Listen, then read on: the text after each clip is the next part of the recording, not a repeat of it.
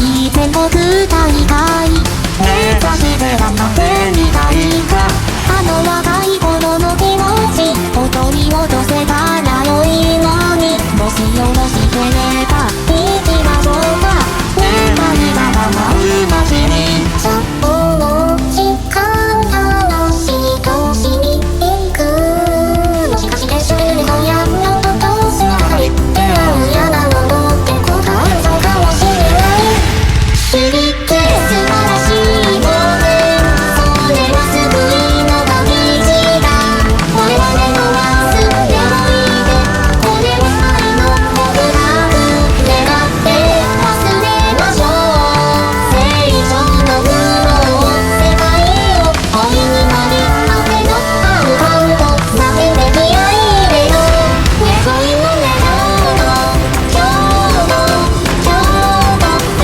ケーション今日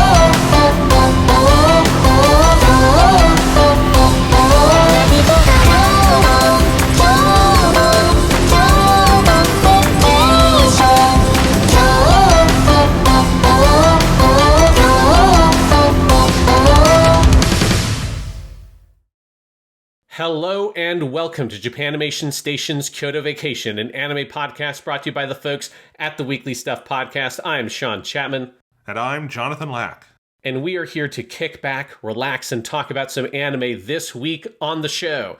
We have an exciting episode for you all, a very exciting episode, in fact, an episode so exciting you can't just use one exclamation point, you need two. That's right, we are talking about K-On! With two exclamation points, the second season of the anime K-On! One would say maybe one of the greatest anime of all time, and season 2 continues to be one of the greatest anime of all time. It does. It's fantastic. We'll have lots to say about it. This is a big old slice of anime. I understand why they doubled the exclamation points, because there are double the episodes. Double the fun. There's a lot to talk about with this episode on K-On! Or K-On! As you're saying it. Yes, because in the way we used to do it back in the day on anime, there's no season 2. That's a modern phenomenon. Now the anime actually goes and says, hey, this is season 2. No, back in the day, you just changed some of the punctuation at the end of it. Throw on a question mark, maybe, add another period, add another exclamation point, and that's all you need. That's all you need to distinguish it. But yes, so we're talking about what is easier to call season 2 of K-On!, which is a big chunk of anime, as you're alluding to, Jonathan, because we have 27 episodes to talk about. So it's a 2-course show. There were 24 episodes for sort of the main story, and then there were the 2 bonus episodes, which is the thing that KyoAni liked to do in this period. And then there's also the OVA they made to kind of set up the movie that we will watch for next episode. But yes, there is a lot of K-On! To get into today. Absolutely. And just to give my brief thoughts on the season, I mean, it's really interesting. This season is actually very different, I think, than the first in a lot of ways, because the first season is incredibly tight. It's very highly as slice of lifey and loose as it is. We talked about a lot last episode, Sean. It is very highly structured in that it sets up these things that then have repetitions in the second half. You kind of go once through events with the original 4 girls, you go once through the events with Azusa, and you kind of have these recurrences. And that, 12-episode season, plus the bonus episodes, does 2 full years of their school career, which in Japan, high school is 3 years. And then this season, which is double the episode count, does 1 year. So it is way slower in terms of how fast it goes through time, and I would say it doesn't have that same kind of internal structuring mechanism that the first one does. What it does have is just a absolute shit ton of phenomenal episodes, particularly I think the first core. I think the second core gets slightly long in the tooth for me. There's a couple where I go, yeah, these 2 could have been 1, or I don't know if this was enough for a full episode, as they're kind of slowly getting towards the finish mark. I think it finishes phenomenally. I think this has one of the best endings of any anime ever, just completely perfect. But there are just that first core, I think those first 14 episodes particularly, it is just hit after hit after hit after hit where you're going, how is one episode producing this or one show producing this many great episodes? And I did not need a second season after the first, because that first season is so perfect, but I would be very sad now, having seen season 2, if we didn't have it, because it is so good. Yeah, I think the thing that's very fascinating about season 2, as you're saying, Jonathan, is it's there are sections of this show where you feel like you're peeking into an alternate universe that has like the K-On! Just ran 52 episodes a year and just kept going forever. Yes. And kind of like in more of the old school style with something like Ranma One Half or Urusei Yatsura, you know, those kinds of comedy shows from that period of like the 70s and 80s in anime where that was a much more common structure. Obviously, you know, the production values of K-On! Would not actually support a show that ran like that. But you feel that more kind of episodic structure here and there that's less sort of looking at the overall structure of the season. And yet, when you get to the last 5 or so episodes, and it starts locking in, I think you see how actually like still disciplined the season really is in the very specific story it's telling about graduation, about that relationship between Azusa and her senpai, the third year girls, and everything that goes into that kind of very specific dynamic in high school and moving on in life and all that kind of stuff. And there is a really powerful story being told. It's just, I think in certain sections, you don't yet see all those pieces getting put into place. But once you get the payoff in that last stretch, it is unbelievably powerful. And I was putting together screenshots for my notes this morning for that some of this last section of episodes, because there were a lot of episodes I wanted screenshots of, because there's a lot of really good episodes. I think this is the largest number of episodes I decided to go skim through for screenshots of anything we've watched so far. And I can pretty confidently say I think that episode 20, which is the school festival one, and episode 24, which is the graduation one, made me tear up more than anything we watched in the fucking key section, than Clannad and Air, and they didn't even have to kill anybody to make me basically cry. So yeah, it is a very good show. Oh, I would have to think about that, Sean, but I think you are correct. It is, 20 is the big school festival where it is basically just their concert and kind of really it's 2 series finales, because 20 feels like you could cut the show there. It is such a culmination, right? And then 24 is the finale in terms of graduate. Like 20 is the end of the band, 24 is the end of their time at school, and they are 2 perfect episodes of television. Yeah. So it's a great show. We're going to get into it. I don't have a huge amount of terms of the history because we basically covered it last time. I mean, this was made shortly after the first season, so there's not like a lot of extra stuff here. Production of season 2 was teased at the end of the K-On! Live event Let's Go, which was the live event they held on December 31st, 2009. Then season 2 aired from April 7th to September 29th, 2010. With the OVA episode that was added into the 9th Blu-ray volume, March 16, 2011. And again, that's kind of there to set up what the movie is going to do. Something interesting that I did not know, but I think kind of makes sense when you look at the season. Season 2 is adapting the 3rd volume of the manga. For people who don't remember, the manga has 6 volumes overall, but the kind of 4 main volumes are what cover their sort of main years in high school. So volume 3 was the only one that had, or was the latest one to have released when they were making season 2. So it's mostly just adapting stuff from the 3rd volume of the manga. And then by episode 16 for season 2, they had already adapted all of that material. So really a lot of the ending of this show is adapting stuff that would go into the 4th volume. Obviously it had already been serialized in the magazine. But then the last stretch is all original episodes. So episode 22 on are all anime original episodes. And the last episode of the season basically came out more or less at the same time as the last volume of the manga. I think the volume of the manga came out about 2 days before the last season, or the last episode of the season. So it's something that I didn't think about, the fact that technically the manga had not finished by the time they were making season 2.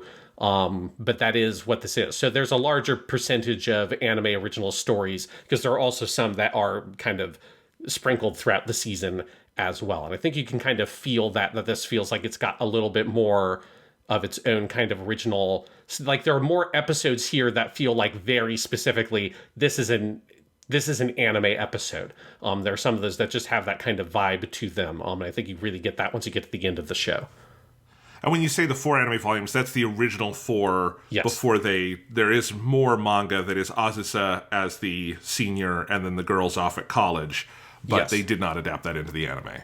Yes, because that obviously very much had not come out yet. Because there's Volume 5 and Volume 6. One of those is the first year in college. One of those is the third year for Azusa and the girls that are still at Sakura High School. So yes, so that's sort of some of that history of the production there. In terms of the crew, it's all the same people, right? It's still Yamada Naoko as the director, Yoshida Reiko is our main writer, Horiguchi Yukiko is the character designer and chief animation director. It's largely the same group of people doing the episode direction, but there are a couple of notable things on here. So Yamada Naoko did, obviously, the first and last episode, as the main director usually does. Ishihara Tatsuya directed episode 2. He did storyboards on episodes 17 and 20. Kitanohara Noriyuki, who's, one of our kind of mainstays, he did 4 episodes, 3, 9, 15, 21. This is the first time in a while we've had a Kigami Yoshiji episode. He did episode 4, which that is the field trip to Kyoto, which is just one of the best episodes, as one would expect of a Kigami directed episode.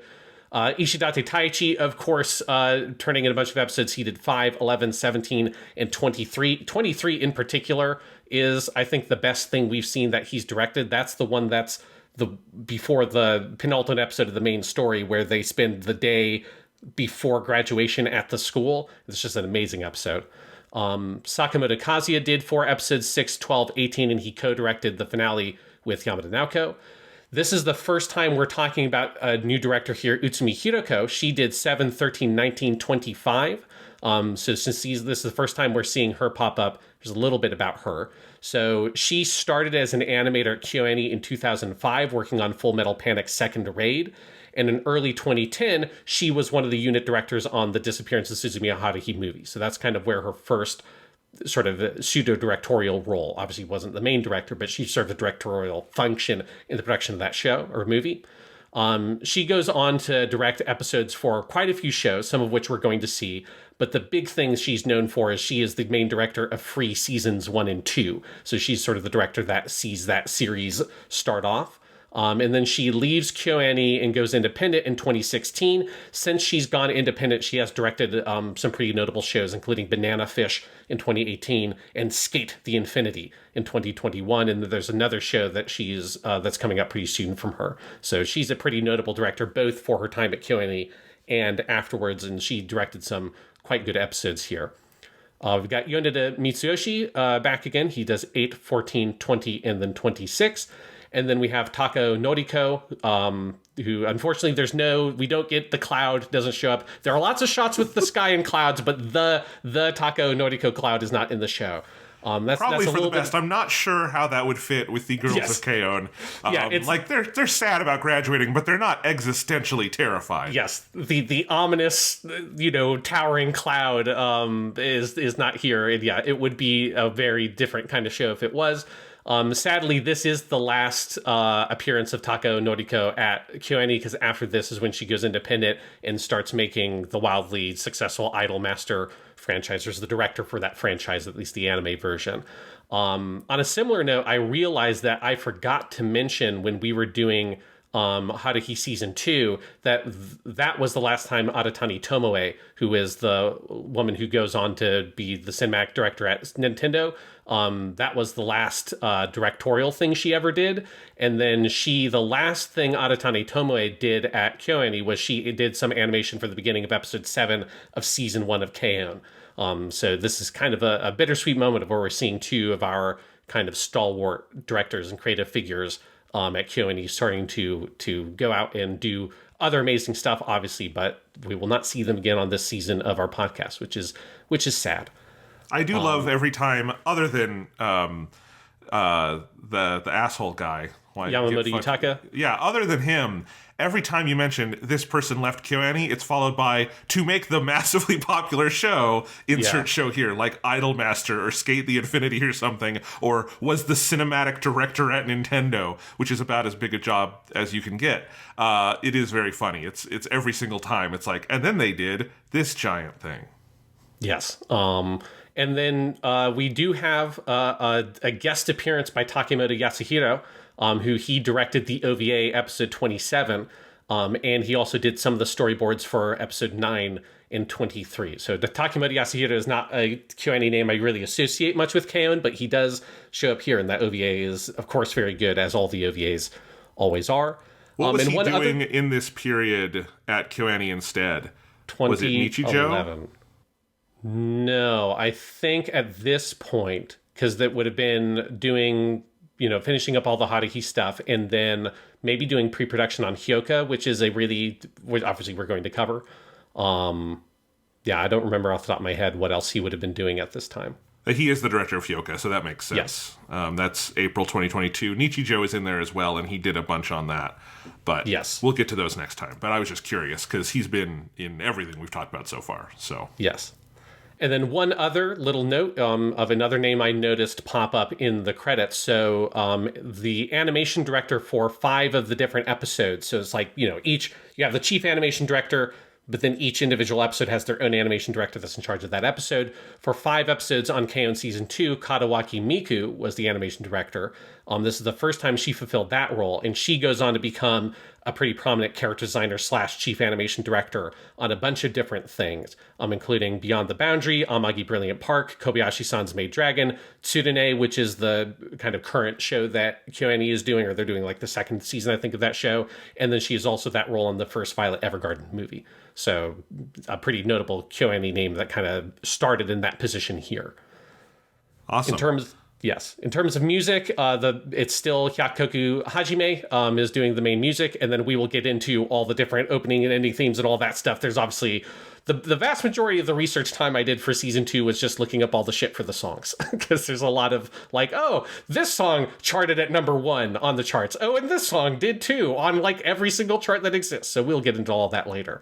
Yeah, I mean, I will just say, when you get the first opening, Go-Go Maniac, and you see it for the first time, it is the biggest "we are swaggering into season 2 as a hit" song I've ever seen, where it's like, because we knew from last time, season 1 of KO and kind of came out and was unexpectedly like the biggest thing in the world.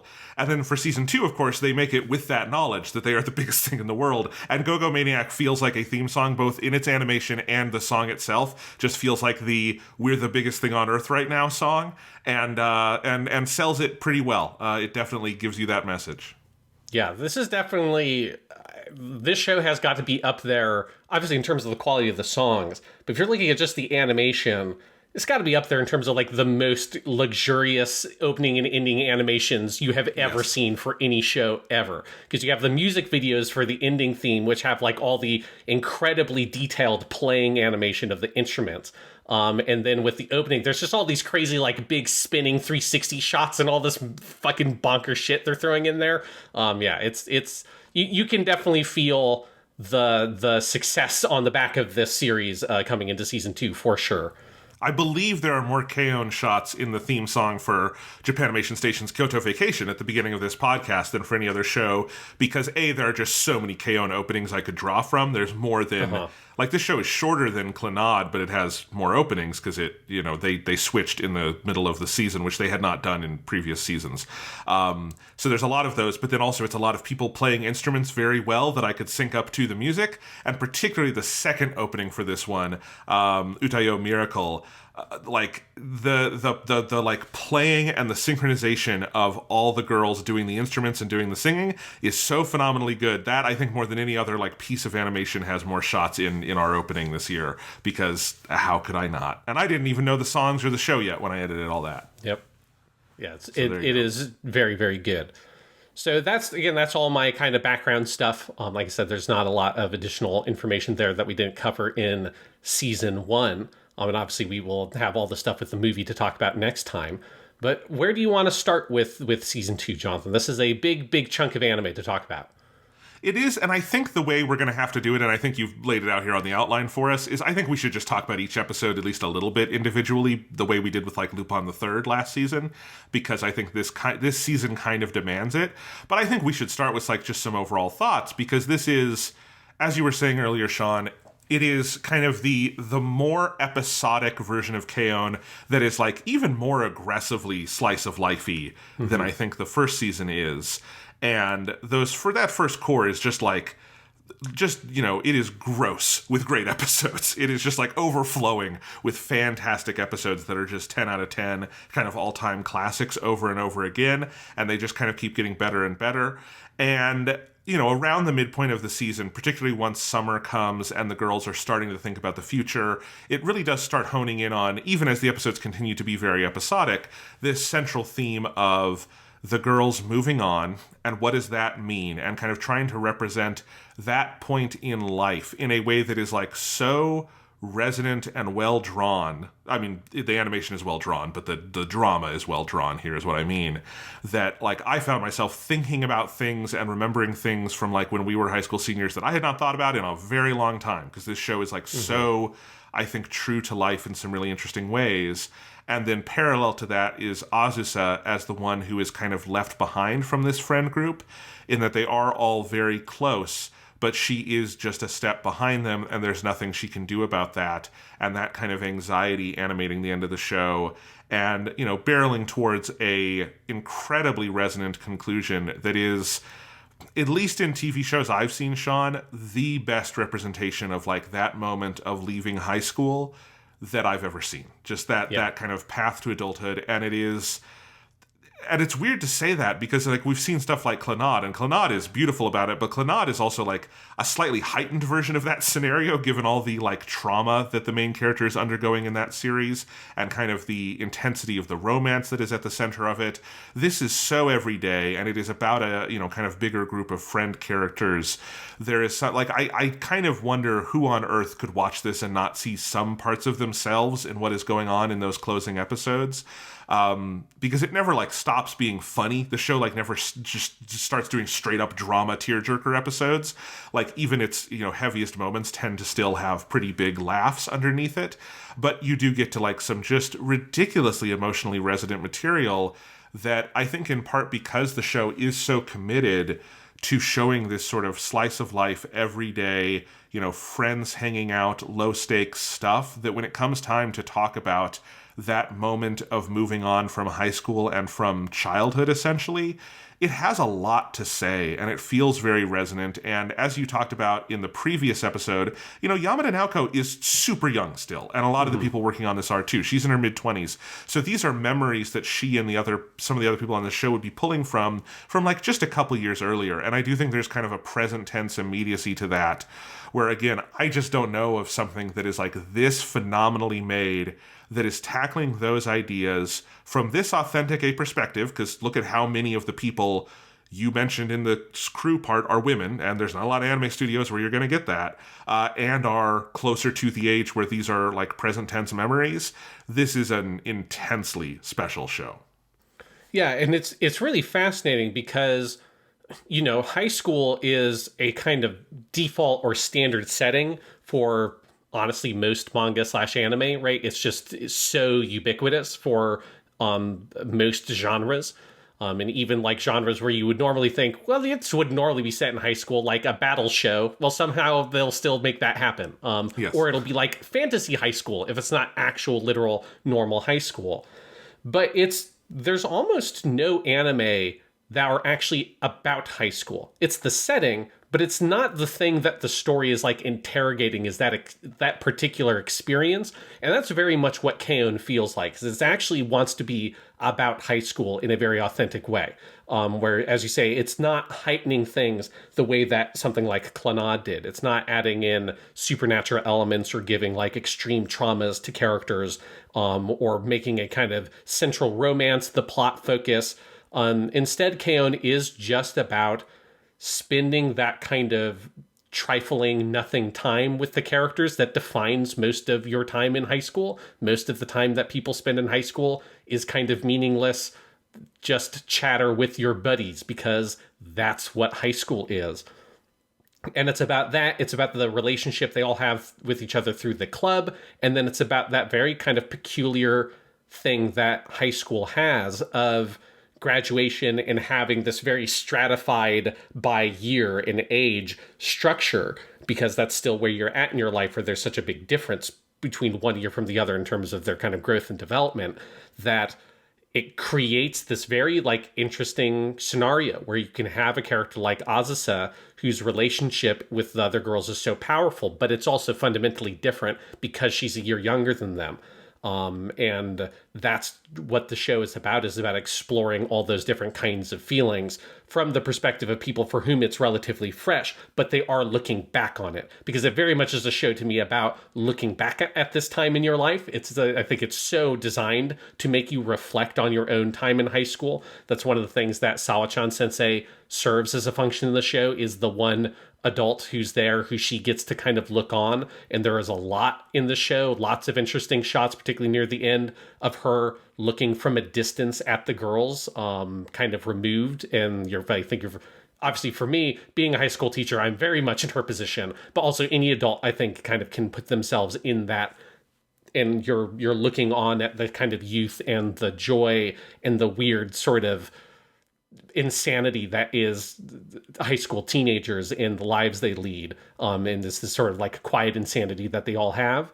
And it's so authentic in the show, but it's so artful in how it explores the different emotional dynamics that go in there without making it heightened or extreme or over the top or fantastical or leaning on sort of cliche central plot devices like romance in order to explore those things. It's happy to just have it be kind of about the simple relationships of these characters at its core and not do anything beyond that, and say that this is enough to be the engine of an entire show. That's one of the most successful anime ever. And I think that that's a really remarkable thing. And I think it's something where you see it set this up right away in episode 1. Like if you look at episode 1, the first episode sets that kind of goal mark immediately, because it's them coming into being their third year at high school. And the first kind of mini plot thread in the show is them trying to figure out what's going to happen with Azusa. We need to try to get new members to the club. And obviously they end up failing at that task. But it does, as sort of big and broad and episodic as the show goes, it sets its goalpost immediately episode 1 in. And then there are lots of little callbacks, visual callbacks that happen when you get to the end that look back on the beginning of this season and those different kind of goals it set for itself of these themes that it was going to explore. Yeah, absolutely. It's a really incredible season. You talked about Sawako in there. Like, if you just focus on nothing else with this season but the arc Sawako Sensei has over the course of the show, that alone is amazing, because it's mostly embedded. There are a couple episodes that are more about her, but she is very rarely like the sole focus, right? Because she is the teacher, not one of the main girls.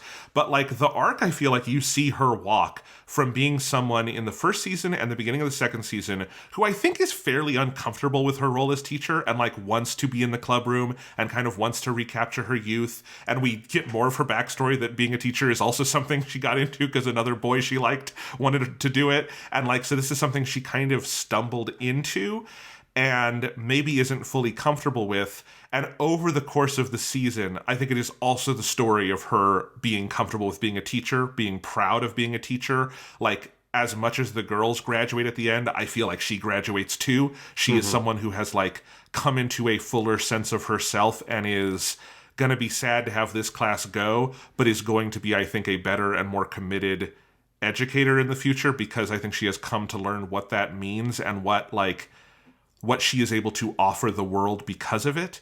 And that alone, and I'm obviously, I'm sure you were cued into this, Sean, as a high school teacher. I'm very cued into it. It's the kind of thing that I imagine a lot of people younger watching this show might not see, but it is so there in these 24 episodes. Yes, like she is the most relatable character in the world, because you just see her trying to deal with the madness of having these 4 girls in her class. And like all the shit with her on the fucking field trip and her just being like stressed by the responsibility of all of that and having to wrangle all these little maniacs. Yes. Yeah, it's phenomenal. But yes, it's building up to, as you say, it is a kind of graduation for her, because this is her first graduating class. Her first year as a teacher was being a teacher for Yui's first year classroom.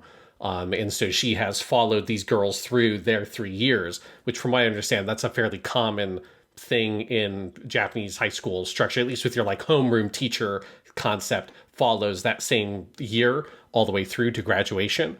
And so that she kind of brings those girls all the way through, and that is kind of its own kind of coming of age moment for that character as well. But yeah, it sets all of these kind of ideas in motion at the beginning, and then just very slowly, methodically, dutifully in the background pays off all these ideas while having weird little one-off episodes that in the moment don't feel like they're necessarily contributing to a greater whole. I think when you're in the middle of the show, it's very hard to see the bigger thing that they're building. But every single episode is putting little kind of posts in place to get the kind of payoff the show needs at the end. I think maybe here, Sean, we need to bring in something that is in your notes here about the criticism sometimes aimed at K-On! For being plotless. Do you want to kind of talk about this? Because I know you have strong thoughts. I have strong thoughts, too. Because I don't know how you could get to the end of this show and feel like this is a show that does not have an immense amount of growth and change in it. But, yeah.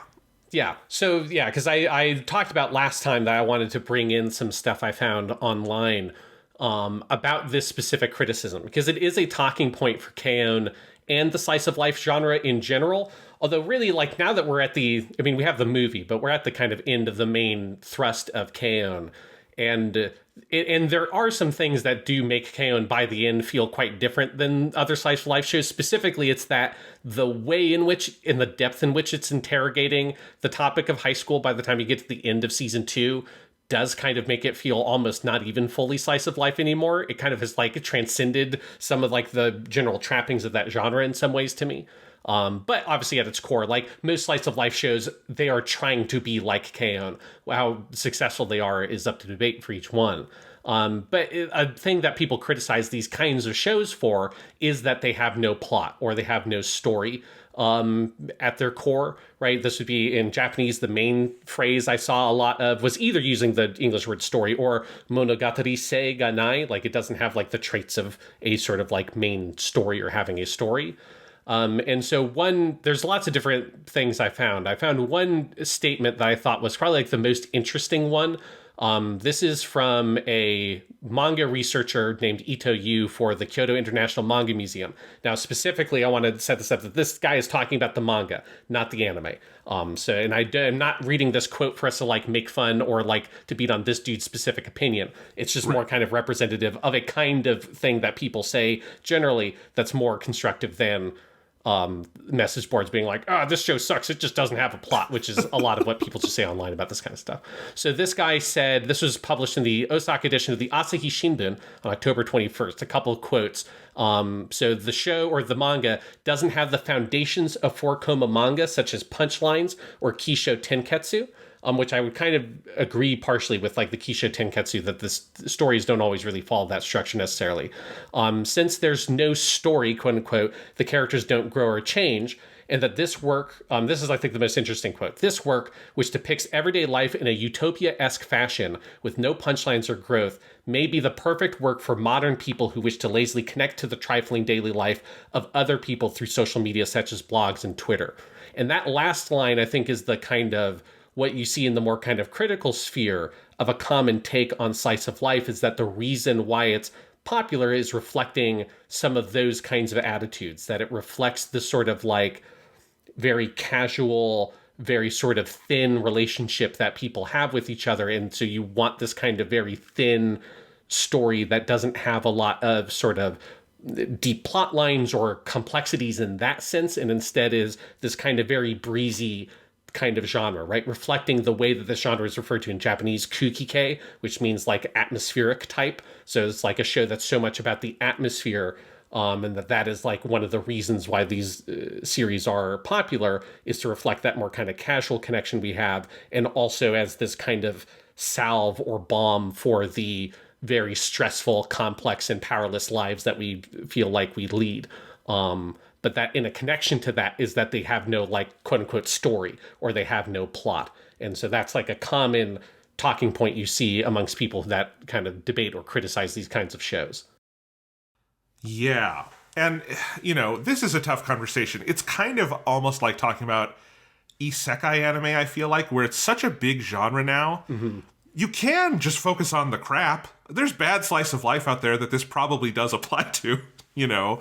And you could beat up on. K-On! Is maybe the wrong one to talk about it with, almost, because it's so fucking good. But like, yeah, I guess specifically my main thing is, I think people, and I think this is true in a lot of media criticism all over the world for a lot of forms of media, have a weirdly narrow definition of what a plot is. And I think it is to the detriment of both storytelling, where a lot of stories now are all about like backstory and doodads and saving the world and like chosen one, you know, just all the fucking garbage in like mainstream Hollywood, that now we have to have a fucking Willy Wonka prequel to explain why his mom died and that's why he makes chocolate. You know, you can tell maybe when we're recording this episode. But like, that is a stupid way to view plot, and I think it is weird to look at something like K-On! And say it does not have a plot. It's a show with a lot of plot. It's not necessarily a show with like heightened stakes. The stakes are fairly internal and emotional, but like, there is a lot of story, and I actually think part of what makes the first half of this season, a lot of the individual episodes so good, is they tend to have pretty developed stories that like have beginning, middles, and ends within there. Maybe not a Kisho Tenketsu structure where there's like twists and things, but like, I do think, you know, I could not look at an episode like episode 7, the fucking Mio fan club episode, and say that is plotless. That is a plot-dense piece of work that is weird in all sorts of ways. And then as an overall structure, like, I feel like the characters do absolutely have this growth and change and acceptance that is not the same as maybe like a Bildungsroman in the way Clannad is, where it is about someone like sort of learning deeper truths about humanity. But then most people in high school aren't having that experience. And I do think what K-On! Is trying to reflect is something more mundane, and I think the mundane is something worth engaging with. In terms of the second half of that quote, I do think there's absolutely something to the idea that there are forces in our world today that have moved certain segments of media towards more mundane things like this. And I don't necessarily think it's laziness. I think it is wanting to try to understand the world in a different way, where I think there is, if there is a show out there that is offering to slow down with you for 22 minutes at a time and enjoy an atmosphere and enjoy time with characters in a world that has become very fast and violent and overrun with opinions and all sorts of other things, I think there's something to that. I don't necessarily see it as something negative. So that would be my kind of opening salvo against all that. Yeah, I think, you know, obviously I generally agree with everything you just said. For me, like, one of the things I see a lot when people talk about like plot in story is in the Western context, and this is where, like, you know, this is less the quote I just read from that guy, but more if you see like the Western fan base for the people who don't like K-On! And have this complaint, you see this like, it doesn't have conflict, therefore it's not a story, and that kind of take. And to me, it's just like, it's as a high school English teacher who has to deal with the like sort of basic plot structure thing and teaching it. I'm always very frustrated by that we have sort of codified this word conflict for that, because it's so limiting and doesn't really represent like huge swaths of storytelling, whether it's K-On! Or stuff that goes back hundreds of years that are clearly stories and clearly plots, but you have to really stretch your understanding of the word conflict in order to include the things in there that are serving the function of what we call conflict in a plot structure. Because really, like, it's perhaps like, I think like tension is probably the better word to use, because it's like conflict implies a direct conflict. It implies conflict is violent. Conflict implies that there is some kind of opposition going on. And I would say there is, in the base level of what people mean by conflict, I think every episode of K-On! Has it on some level. I think tension is the right word for it. Like, is there conflict between Azusa and the group because they are graduating? That would be the weird word to use there, right? Yes. Azusa is not mad at them for it. They are not mad at Azusa. No one's fighting. But is there tension because of it that the characters very realistically feel? Absolutely there is, right? Yeah. And so there needs to be some sort of tension in the plot that is either going to be resolved or will remain unresolved, right? And if it goes unresolved, that's part of the point of it being unresolved. And I think that's part of, with K-On! Season 2, is some of the tension can't be resolved because you cannot transcend the boundaries of time, right? So it's like some of that tension must go unresolved, but some of it does get resolved, right? They're kind of like working through these really complicated feelings and emotions, and each individual episode has some kind of tension at the heart of the events that are occurring in that episode. Will they be able to get into the school they want to go to? Will they ever get around to fucking practicing for the big band, right? Will they whatever, right? Will they be able to clean up the club room, right? Lots of the plots of individual episodes are incredibly mundane, but there is some sort of tension that they're playing at, and it all tends to connect to this broader theme about high school and about these feelings of moving on and not wanting these people to move on, and all that kind of stuff. And each individual episode is really kind of reflecting on different traits connected to those different ideas, and there are tensions at the heart of all of those episodes that make the mundanity potent. It makes it really powerful. And I just do think that it's so limiting when you look at a show like this and say it has no plot or it has no story, because all it is cute girls doing cute things.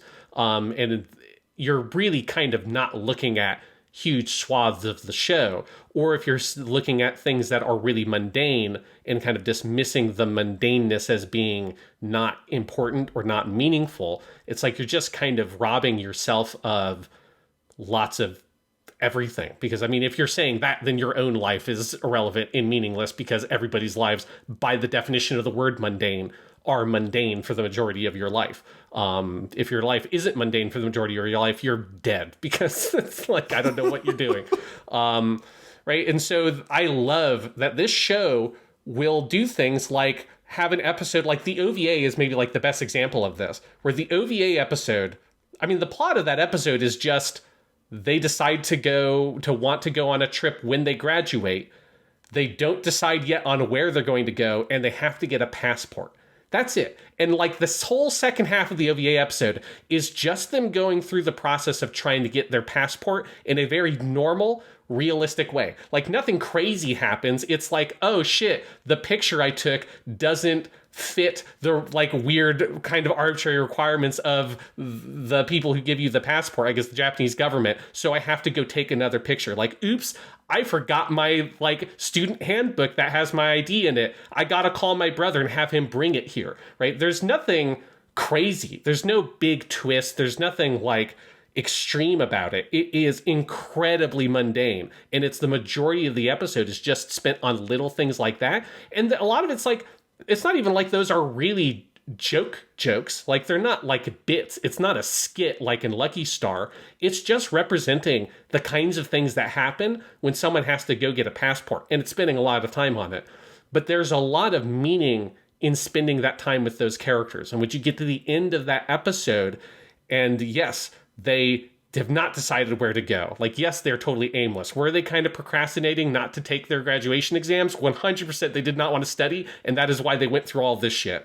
But when they get the passport and when they reflect on what this means for them as people, it's really meaningful. And all of the mundanity that brings you to that point, that is the point of the show. That is meaningful. And the tension, the quiet kind of normal everyday tension that exists in the stress of trying to get your passport is meaningful in and of itself. And it's something that I think is really valuable to have a show that tries to explore those experiences rather than trying to heighten everything in the story. Instead, trying to find the meaning and representing in an artistic and thoughtful way the experiences of actual people in the real world, and doing it through animation, which adds a whole other layer because it's a very artificial way of depicting something. And so using this extreme artifice to explore normal everyday problems and revelations and emotions and feelings, that to me is like creates a really potent piece of art if it's done really well, which obviously it is in K-On!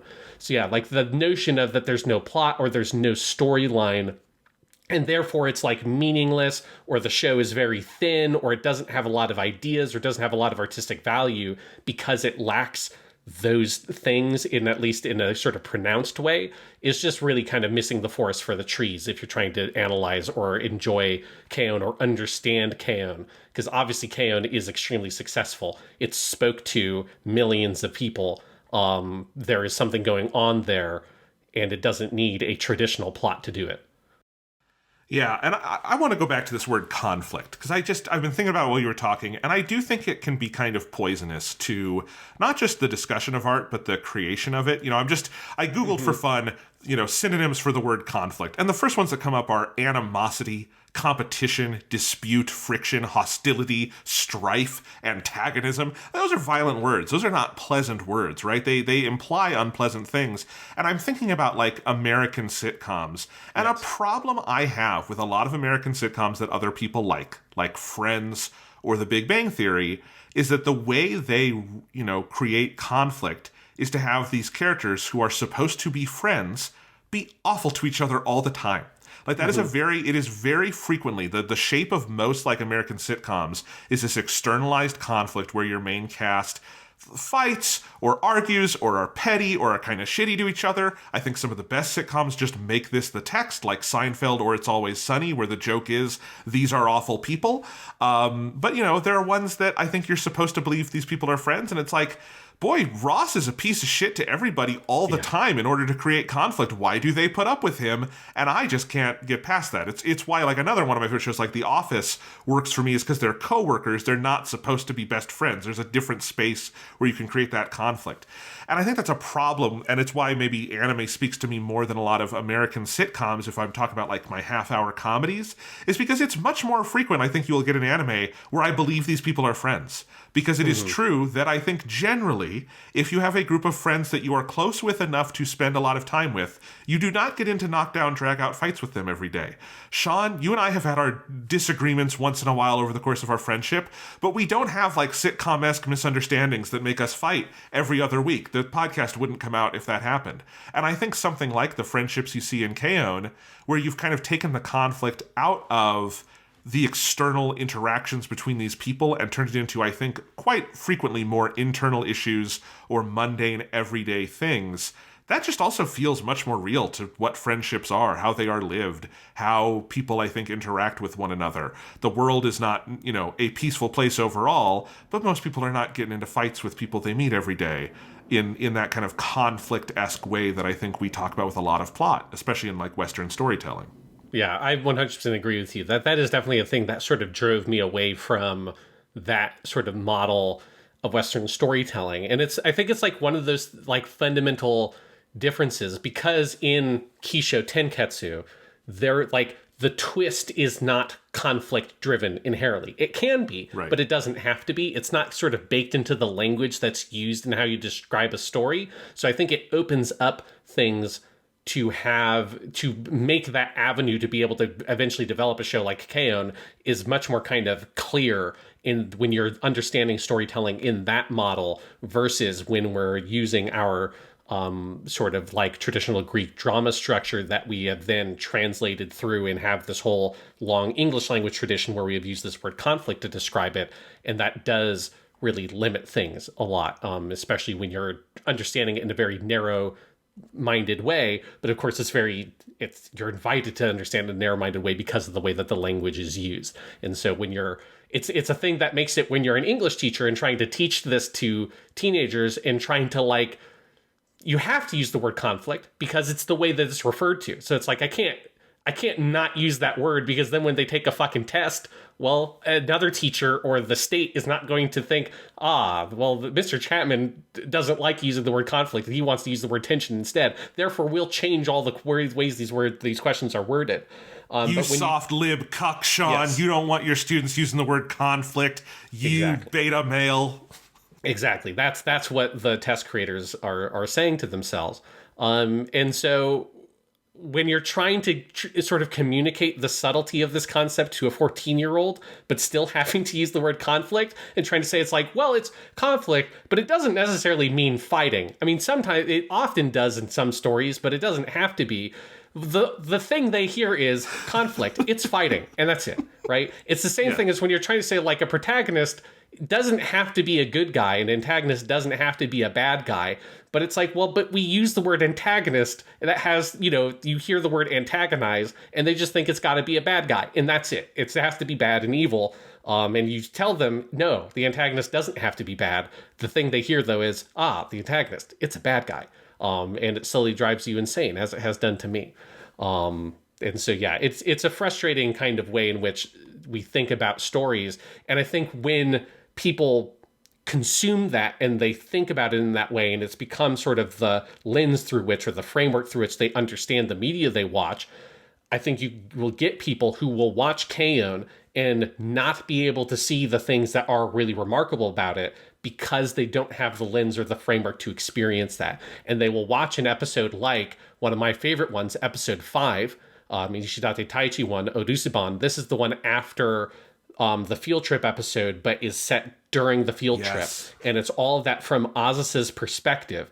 And it's a whole episode. It's just a day in her life where there's nothing going on. And she's like very bored because her senpai are gone, and she's kind of bummed out about it. And it's just her and Ui and June spending an incredibly lazy night sleeping over. And then the next morning, they're kind of do nothing. They go hang out at the fucking batting cages, even though none of them really know how to bat other than Ui, who she's a genius and she learns how to do it that day and gets a home run. They realize, I haven't fed Tonchan, and they go to the school to go feed Tonchan. And then they hang out there for a little bit. They play the instruments together in the club room. And then Yui and the girls come back. And then at the end of that episode is when they get the charms that spell out the word Keonbu. Like, that's an episode where fucking nothing happens. Like, really, nothing happens. It is just her hanging out with her friends. There isn't a, like, oh, we have a concert to put on. Oh, there's a, the Mio fan club thing is happening. Oh, we're going to Summerfest. Oh, we've got the field trip, right? Lots of the episodes of K-On! Have something that is more like, this is the central plot of this episode, is there is an event and we have to deal with that event. There's not an event, and I have to deal with that. I don't get to go on the field trip with my friends because I'm a second-year student, not a third-year student. And that's the whole episode, is just dealing with the boredom of not being able to be with them in Kyoto. And that's one of the best episodes of the show. It's one of the most emotionally powerful episodes of the whole show. And if you're looking at this as like, I need a plot line, I need conflict. I mean, this has got to be the least plot-heavy, least conflict-focused episode of K-On! In the whole fucking body of it. And but if you're using the word tension that you suggested, Sean, I would suggest that episode is awash in it. It's 100% absolutely. about it. It's one of the most like internalized, because that's the one with all the dream sequences too. Like, that is like intensely about the tension that she has with the other girls and with her schooling, that she does not want to be left behind, and that's what the episode is about. It's awash in it. Yeah, and it's an amazing episode because it's so artfully framed, because the whole first half of the episode is her and Ui are together, and Ui keeps on getting text messages from Yui while she's on the field trip. Like, one of the first things that happens in that episode is Ui getting a text message from Yui. Those names are very hard to keep straight when you have to say them right next to each other all the time. But when they're on the train together, she shows it to Azusa. Then later they keep on getting different text messages like, oh, here's a picture of the pillow fight and stuff like that.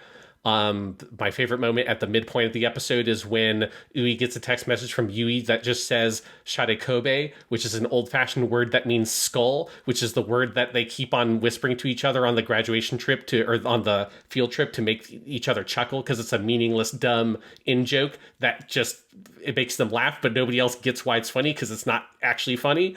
They just get that fucking text message out of nowhere, which is maybe the best joke in the whole show. And they keep on getting these text messages and pictures like of them at the fucking monkey zoo and shit like that. And then at the very end of the episode, after the rain has broken and they're all hanging out in the club room together and they're playing instruments and the sun is breaking through in the evening, they all take a selfie together, her, Ui, and June, and they send that to Yui. And then at the very end, Yui comes in, and that's when she gives her the Boo charm, and that they all have the K-On! Boo, and they're all here together, right? They're all part of the club. But Azusa learning over the course of that episode to find the meaning in the relationship she has with the people around her, and not just be looking on voyeuristically at the friendship and the fun that Yui is having, but have fun with the friends that she has right in front of her. And that's all represented through this recurring motif of the selfies and the screenshots that they're sending. Like, what a beautiful story that this episode is telling. It's just telling it over the course of a very boring, rainy, like, evening and morning for these characters. It's just choosing a very different kind of method to tell this story in the details. But the overarching plot line that it has, that is really thoughtfully structured and perfectly paced and executed, leaves this incredibly emotional climax of her getting those little charms, and then they have those charms are drawn on their bags for the whole rest of the show, and its whole own recurring visual motif for the rest of the fucking series. It's that kind of thing that if you're looking at this show and you're saying, it doesn't have a story, it just doesn't have a plot, and therefore it's like thin or meaningless, or it's not, there's no substance to it, which is another word I see a lot, is like, it doesn't have any substance. Like, man, you're just missing so much that is going on there if that's the framework that you're using to kind of look at the show. Yeah, I would say this is a show heavy on substance because it is heavy on theme. And that is the other thing that I think, I think breaking down narrative form is like very important, to be clear. There's a lot of like criticism I do. It's very important to explain sometimes why movies don't work, to explain how they don't understand, plot and storytelling and momentum and things like that. But I do think we often do that at to the detriment of talking about theme and ideas and like what is it trying to impart. And K-On! Has a lot of that, very obviously. It's there all over the place, and I don't think it's even particularly subtle. It's just the text of the show, and it's beautiful. So, yeah. I am also, and maybe to transition us to talk about some of the episodes, Sean, just since you were talking about episode 5, Staying Behind, Ishidate Taichi got the best hand this season, because like obviously the episodes I think are distributed more or less randomly or by a kind of working order, so they don't decide ahead of time you're going to get these 4 stories necessarily. But the ones he drew, it's that one, which is like an all-timer. It is the Hot episode, which is one of my favorites. It's the one in the summer that is just about them trying to get the air conditioning and everything, which might be the hardest I laughed. Just this series of jokes around that are incredible. Then he has the No Clubroom episode, which is the one where Yui winds up writing You and I, and it is like the most heart-wrenching, heartwarming, like sister relationship thing you'll ever see. And then it is one you mentioned earlier, 23 After School, which is just about their last day in the empty, well, not the school building isn't empty, but their spaces are empty. Holy crap. Holy crap. He did those 4. That's wild.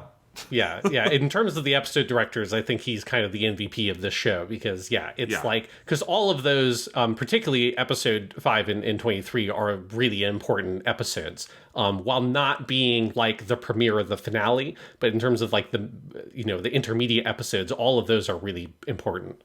Yeah. And, this happens on every show where one person winds up, like, drawing the, like, hand of, like, a bunch of the great episodes, and then obviously does a phenomenal job with them. And everyone else does great work, too, because there's a ton of great episodes here. If you go through who had, like Hiroko Utsumi, who you talked about earlier, has some great ones here when you look at the ones she has. So it's true for everyone. It's just, like, I was going through and like, oh, that's one of my favorites. Oh, that's one of my favorites. And it's wild.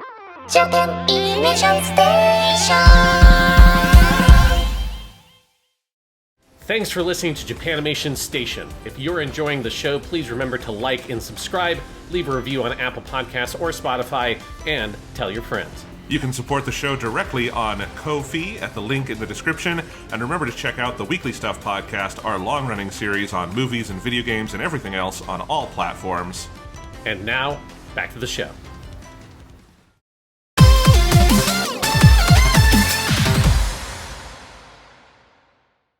But I think we should just maybe talk about, we don't have to go forever on each of these, but I think we should go through some of these episodes, Sean. Okay, yeah. So episode 1, we talked about a little bit. One thing I want to shout out about episode 1 that I love, there's this recurring visual motif in episode 1 about the sakura petal that Yui picks up, or it's like a little kind of branch that she picks up that has a bunch of the flowers on it. And then she like kind of shares those with some of the other girls, and there's this great shot of all of them lined up on Yui's desk, and this gets called back at the very end of the show where Yui gives Azusa the picture of all of them together from when they were first years with Azusa like photoshopped in badly. And then she also gives her a flower with 5 petals. It's like a little sakura flower with 5 petals on it, with each petal representing each of the girls. And it's one of the many ways in which this show is very thoughtful in how it's structured. Also, obviously, it begins in spring and it ends at spring. And so there's a lot of visual motifing, as you get in lots of Japanese art, around the sakura trees and when they're like blossoming, and then when they kind of fall, and then when they recede and are buds, and then when they blossom again at the end of the show. It's really great, just like visual motifing and symbolism to sort of bookend this year for these characters and the season for the show. Yeah, episode 1 is really striking because you talked about the ways it's setting up, in that sense, the end of the show. It is also like tonally it is the most different episode of K-On! Because it's much quieter. I wrote in my notes it has kind of an elegaic tone to the whole thing, about like kind of the way they are coming back and things are starting again. The beginning of the episode is this opening of Yui practicing her guitar while everyone else comes to school, and it's this very kind of lyrical, poetic montage that you don't usually get from this show, as she's kind of playing, and it's like the guitar isn't plugged in, so it's kind of those, muted notes, and she's playing and just kind of goofing around, and everyone comes. And there is a gag there that she got there early, as she often does, because her alarm went off at the wrong time or something. But like you have the long sequence of them singing the school anthem, where Sawako is playing the piano. And I think it's just, that one has some big laughs in it as well. They break out the mascot costumes and everything. But there is, like, I think you are meant to be like, oh, there's something a little bit more about the passage of time going on in this episode that is going to be a core theme of this season. And it was, for me, it was very, when we did the season 1 episode, I said, boy, season 1 is kind of so perfect and self-contained. I don't doubt that season 2 will be good, but I'm curious to see what it is. Like, what is the plot thing they're going to kind of pull on to give meaning to a second season? And it is there right there in that first episode. And I think stylistically, Naoko Yamada is like making a very clear statement on what this show is going to be about for this season, and doing it not just in the plotting, but in the style. Yeah, absolutely. Because I think one thing that's interesting is the first half of the show the first half of the first episode has a very different color palette. It's very kind of washed out, and it has a lot of kind of grays. And it gives you, I think, some of that elegaic tone of the color space is so different. And then once you get into the second half of the episode, it gets into the much more kind of bright, poppy color aesthetic that you associate more with K-On! As they go through all the gags of them trying to get new recruits. And then I love the whole sequence where they try to they go to all the different clubs to see how they're recruiting, and Yui just gets like fascinated with every single club they go to. There's this incredible bit where Ritsu does like a classic scam of where she pretends to be like injured or whatever, like and to like, oh, like you have to take me to the music club room. And she gets there's like, haha, now sign this, and it's very good.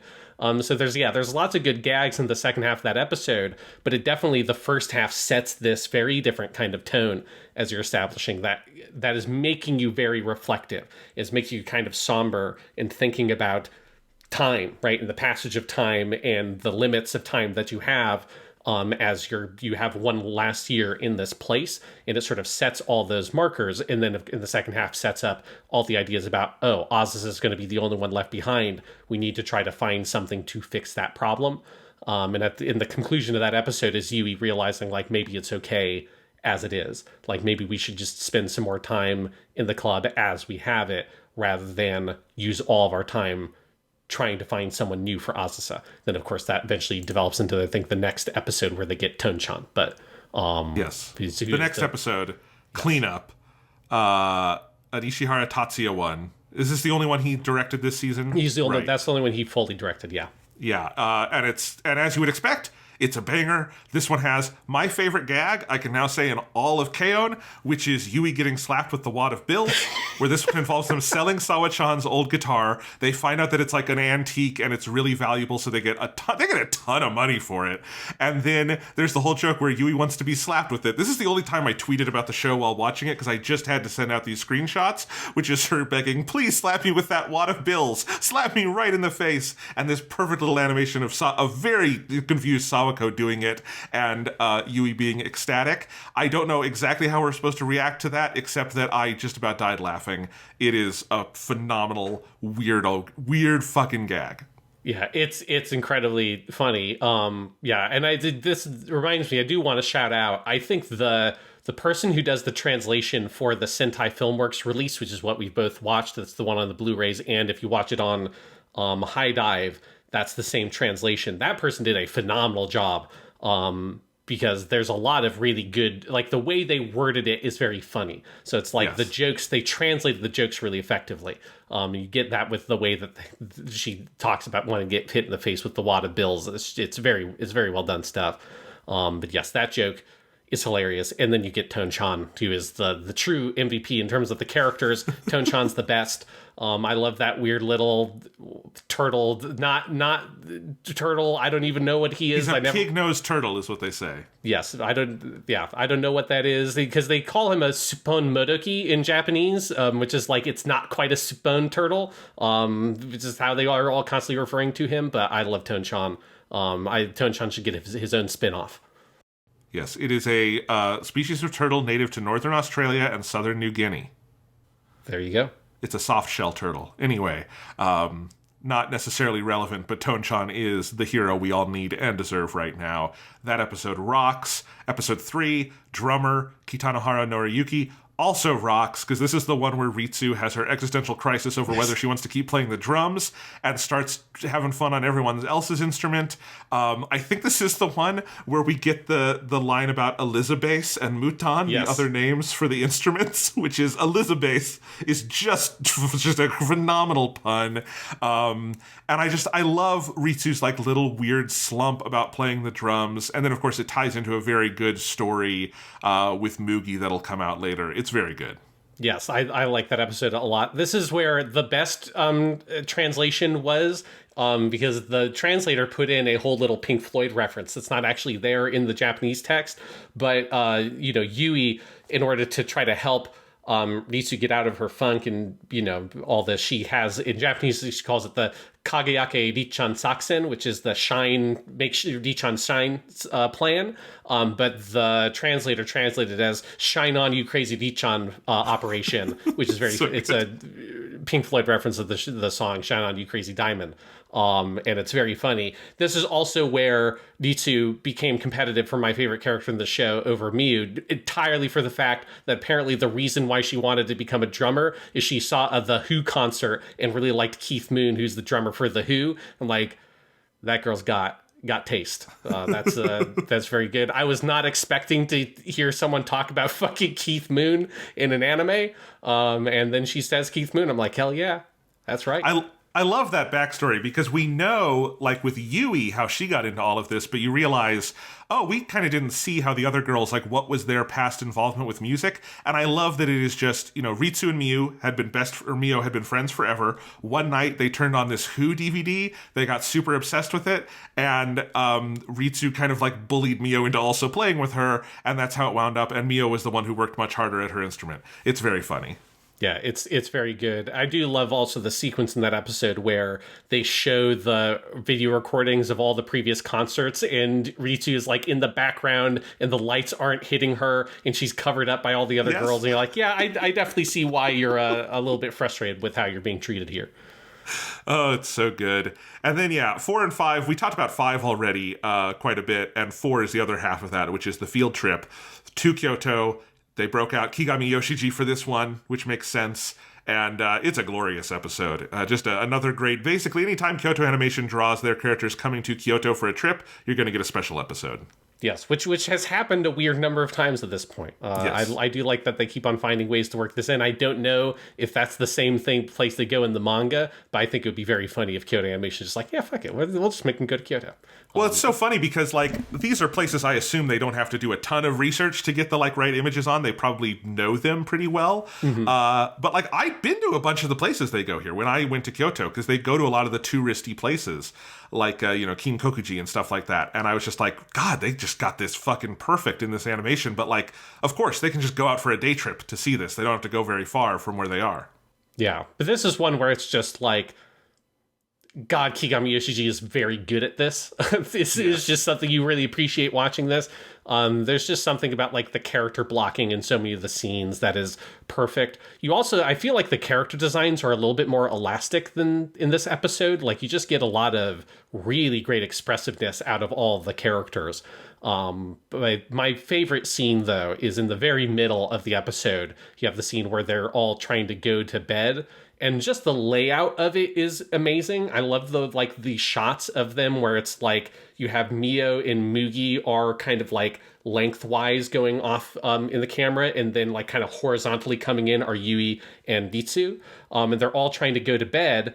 And then they start sort of just saying random, weird, dumb words. Like this is where Shade Kobe, which again is kind of like a weird word for skull, comes up. And they just say it, and then they start cracking up. And it's so dumb, and they just hold on this one shot for so long and just get these, these long pauses, and then a character will say something dumb and pointless, and it'll start making all the other ones laugh.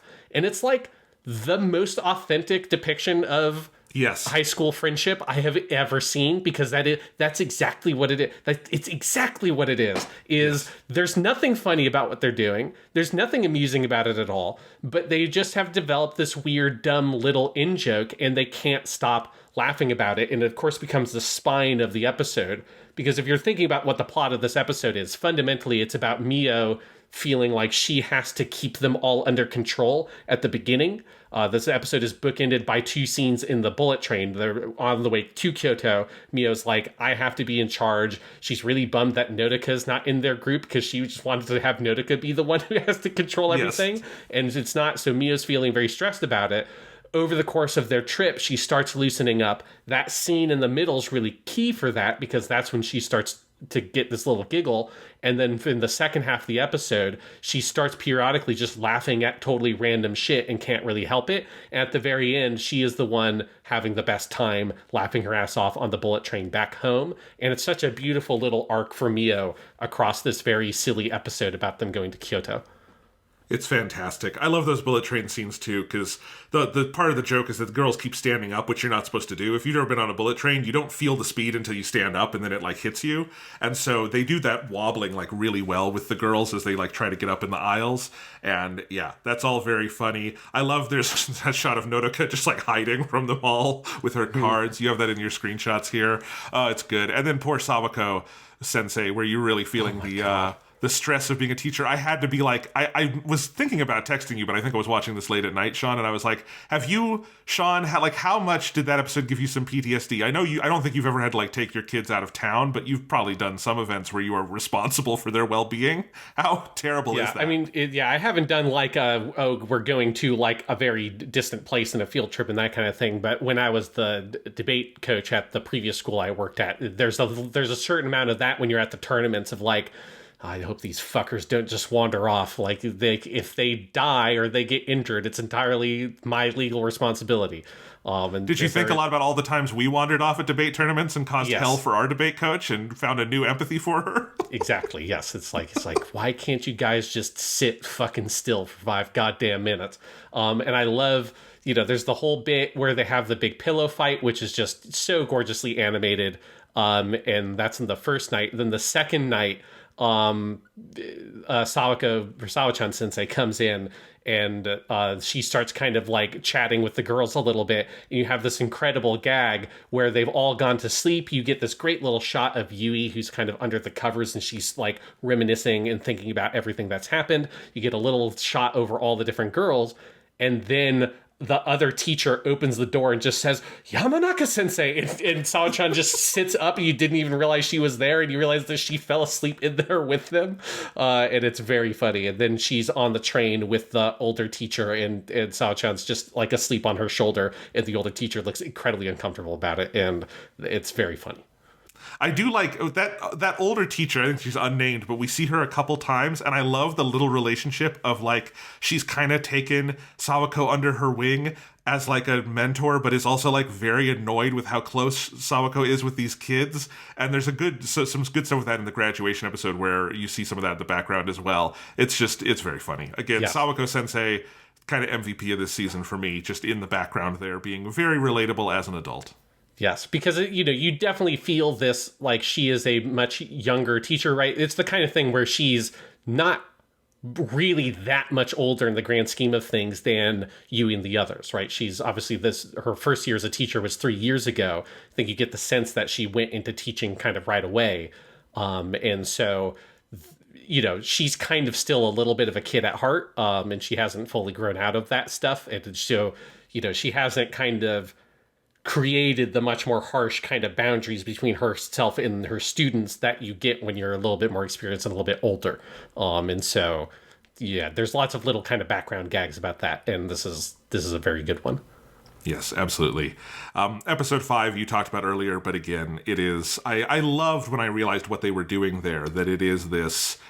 It's kind of a two-parter where the other part is what Azusa is doing left behind, which I also think just tells you a lot about what the season is going to be and what perspective it's going to take. And it is just it's a tremendous story that ends with the Keonbu souvenirs that they have, the little key tags that, like, what a perfect little, like, confluence of fate that Keonbu is 5 syllables in Japanese. And so they can split it across their bags. And it is just like an incredibly potent little visual symbol throughout the rest of the series. This episode rocks. Yeah, it's incredibly good. And it is the episode, I think, where you realize, Azusa's the co-protagonist of this show. And in many ways, I think she's kind of like the dominant POV character overall to me, because I think like Yui is nominally the protagonist because she kind of inherits that from the previous season where she was very clearly the protagonist character. But I don't feel like Yui kind of comes out overall in the mix of her, Mugi, Mio, and Ritsu as feeling like she's particularly elevated outside of a couple of episodes or a couple of scenes. And so Azusa is the character that feels like when you have a really particular POV for an episode, it's her POV. And then if it's not a Azusa episode, it's a more kind of general POV. I think that this is the first time you get that, like, okay, that's kind of what they're doing with this show, is really heightening Azusa's kind of importance and the overall structure of the story. Yui kind of, it's not that she doesn't continue to grow, but like the bulk of her arc is in season 1. And I think everyone else on the show has sort of more growing to do coming into season 2. And so Yui is like there all the time and is very fun and funny. But I feel like, Ritsu, Mugi, especially Mio, definitely Azusa, even Sawako-chan sensei, all have kind of more in terms of like thematically growing over the course of the season, because season 1 was kind of so much about Yui's arc. Yes, yeah, and it's one of the many ways in which you feel how thoughtful they are with the storytelling structure of the season.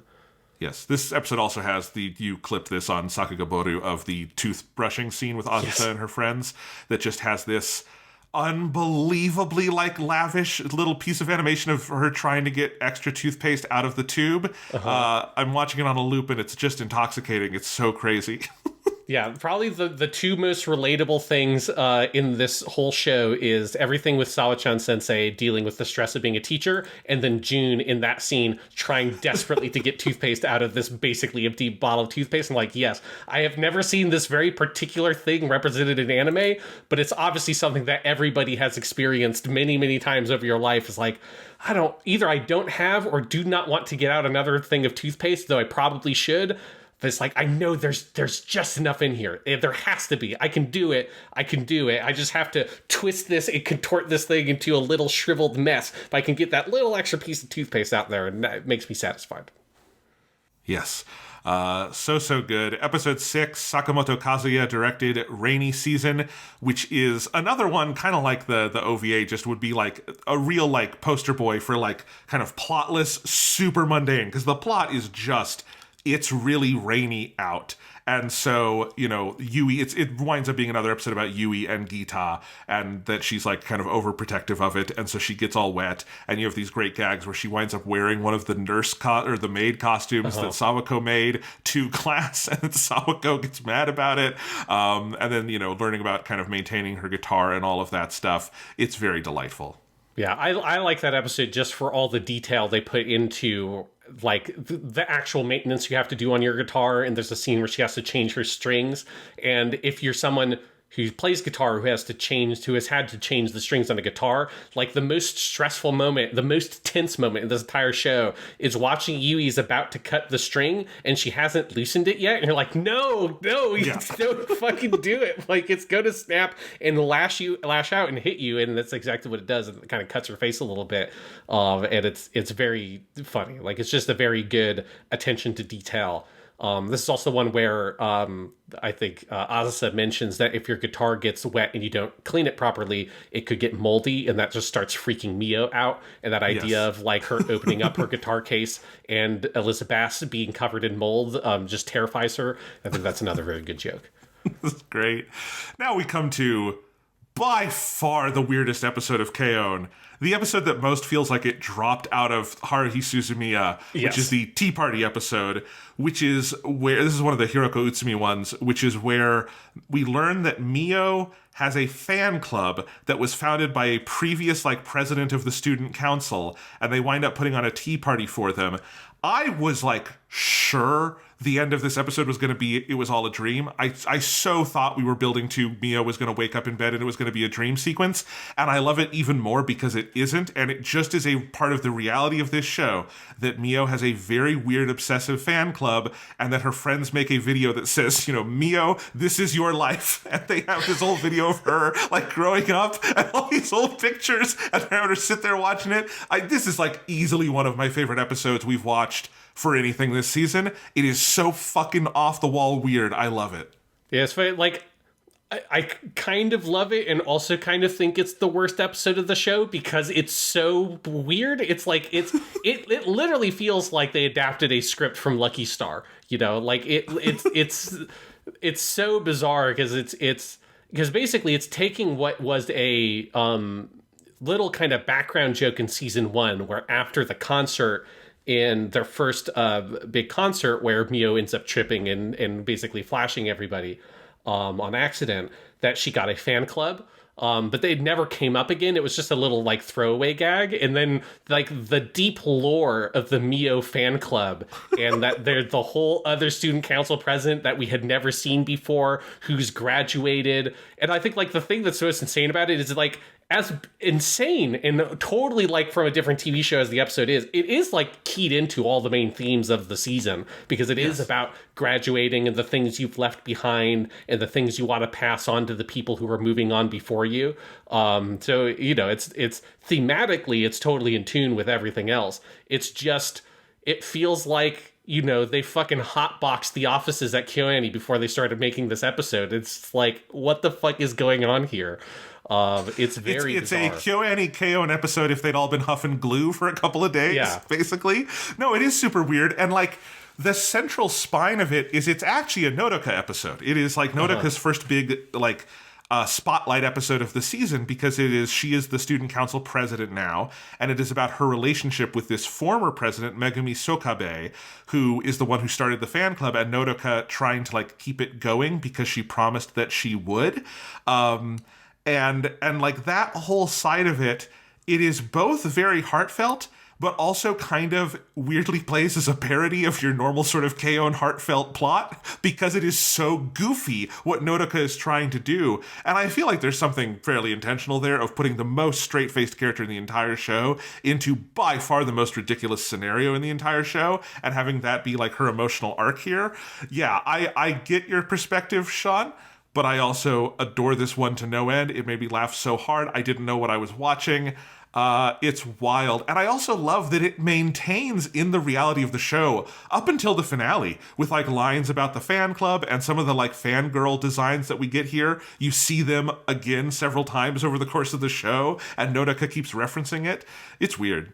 Yeah, it's also one of the episodes that like, we haven't really mentioned this yet, but something that's quite different about K-On! Season 2 is that you've got like background characters, which was not really a thing in season 1 outside of like shots with the whole class, but they were kind of like sort of like faceless students. Here, while like none of them are main characters, they're not like particularly developed.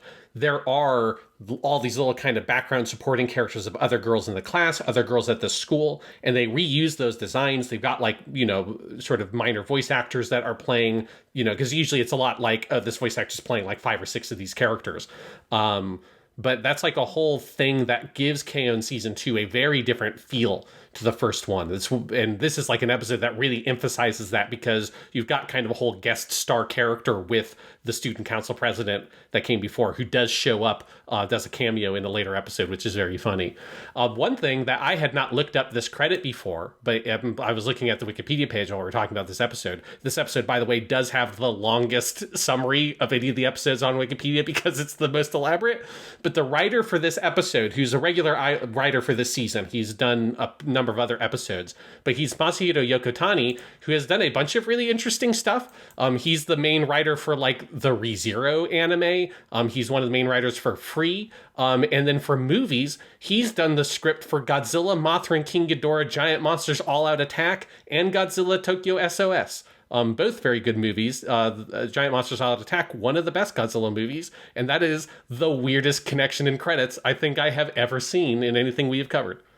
All these credits are like driving me crazy trying to put these together in my head, to have someone doing both the Sexy Swimming Boys show and ReZero. And he's the series composer on both of those. Yes. But also one of the best Godzilla movies. He also has written for one of the Yu-Gi-Oh! Spin-offs. It's just wild. Look at that list of credits. There's no rhyme or reason to it. I love it. Maybe that's why this one's so weird. Very talented and, writer who could cover a lot of different genres. And again, he didn't just do this episode. His other episodes are totally normal. Like he did, what's another one of his episodes? He did the Late Summer Greeting Card one, which is very good. That's the one where Azusa has all the daydreaming hallucinations over the summer. So, he's done other K-On! Episodes. It's just... That is also one of the weirdest episodes, though. That is also one that is structurally very different. We'll get there in a minute. All right. He also did the Marathon Tournament one. That's a totally normal episode of K-On! So he can do normal episodes also. Yes. He can also do weird ones. I'm super curious if that, I have not read the manga, so I don't know. The Mio Fan Club one feels like it's from like some weird bonus manga or something, or like a one-off joke or something expanded into an episode. I'd be fascinated to see what it was in the comics, if it was there at all. Yeah, it's definitely very weird. I'm also noticing that Megumi Sokabe has... Oh, no, that's just a link to K-On! I was hoping that she had her own Wikipedia page, the old student council president, because she has a link here, but just links to K-On!, so... Wonderful. All right. Episode 8, Career Path, another Yonedo Mitsuyoshi episode that is, it's in the title there. It's where they introduce the theme that will continue, honestly, until like the final episodes of the series, of the girls trying to figure out what they're going to do with their careers. And one thing I like about this episode, and it's something you talked about earlier, talking about the tensions that this show has, maybe not conflicts, but tensions, is that sometimes they just go unresolved. That's this episode. This episode has no resolution to that idea, and the resolution will not come until much, much later. And frankly, even when it comes and the choices they're all going to go to school together, I don't know if it's really fully resolved, because it actually hasn't addressed the issue that Yui and Ritsu have no idea what to do, so they're going to stay with the people they're most comfortable with, which is probably the smart thing to do. But this one is kind of just trying to work through that, but it does not have an ending to that idea. Yeah, it's very much sort of setting up this concept of, oh shit, you actually have to start figuring your life out and what you want to do and where you're going to go. And yeah, because one thing they do is that Yui, I think this is the last thing she puts on, is she puts on musician in her career path thing, and Sawa-chan rejects it. And then 2 episodes later, you have the Sawa-chan episode, and you have a big flashback where you see her in high school, and there's a very brief shot of her giving her career path thing to a teacher from when she was in high school that just says musician on it, and him rejecting that as well. And it's a beautiful the show doesn't comment on it just shows you it visually, but I love that little kind of arc you get kind of in reverse here. Yeah, no, I love this one. You also get the Mio and Ritsu origin story here, which was about Mio having to read this essay that she had in front of others. Right. And I just love seeing, little chibi Ritsu and Mio is very cute and adorable. Yes, yeah. Getting to see little kid Mio and her just being absolutely petrified of everything in the world is very relatable. Yes. Episode 9, Final Exams, Kitanohara Noriyuki. Yui decides to give it her best at both finals and the talent show with Azusa. This one is great because it is where you have the finals and you have Yui this is really about her relationship with the neighbor lady and deciding to do this talent show that she invites her to, and it's her and Azusa do it together.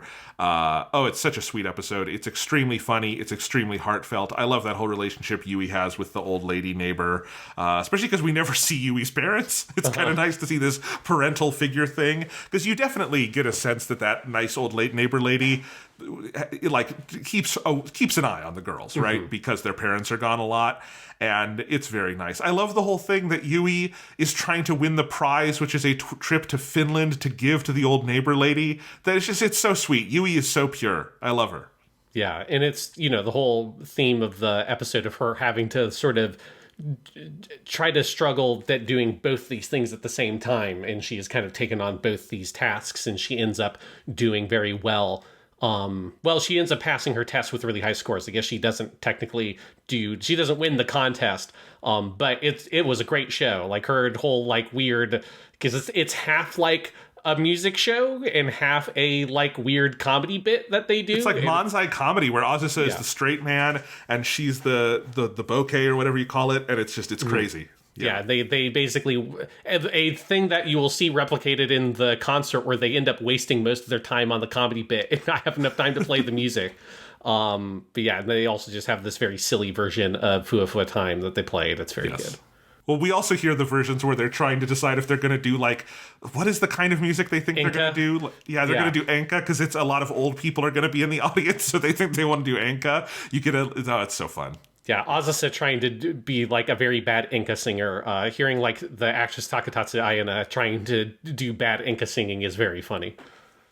Then we get one of the best episodes of this whole show, Sensei. It's a Takao Noriko episode that is all about, this is the Sawa-chan episode, this is her episode. It is where one of her friends is getting married, and they want her to reunite the Death Devils for the concert, and she doesn't want to do that because she doesn't want her co-workers who will be at the wedding to know, and so the girls intervene, and it is an extraordinary and very funny episode that also has probably the best music animation in the whole show in the final concert scene.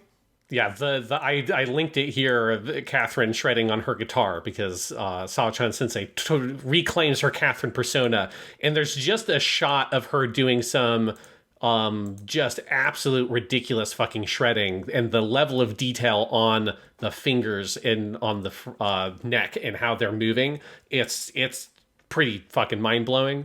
This is a fucking phenomenal episode. This is another episode that's an example of them having a guest star, kind of like episode 9 did with the old lady. But you've got this character who's named Norimi, who's the other lady from Death Devil that meets up with the girls and kind of notices them spying on Sawa-chan. And she's voiced by Asakawa Yu, who is, we've talked about before, because she is Rider / Medusa in Fate's Day Night. I thought that was a fun other cool rock chick to bring in to voice this cool rock chick. But yeah, this episode's phenomenal.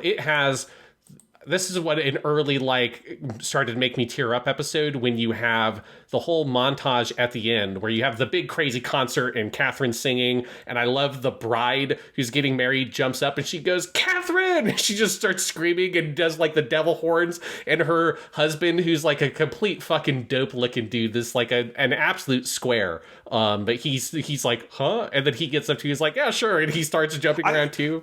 I just love the little there's just embedded in there such a great story that clearly she's found the right guy, because he is initially baffled. He has no idea about this, and then he's right on board with it. I love just there's so much characterization. Yeah, that guy doesn't even have a voice actor, right? It's just animation, and it's so perfect. Yeah, it's great. Yeah, it's amazing. You also just get to see Yui and all the girls in crazy 80s death metal fucking makeup, which is amazing. But while Catherine is shredding, you get this beautiful montage of all of her and the other Death Devil girls when they were in the light music club. And you see all the things that Yui and them are doing reflected in that. You have my favorite visual motif for this is carried over from season 1 as well. But you have the thing of the shot of the couch in the light music club room that they throw their bags on. And there's so many great shots. And there's just a recurring motif of like represents their time in this room, that they just sort of throw their bags on this couch and go sit down at the table in the back to have tea.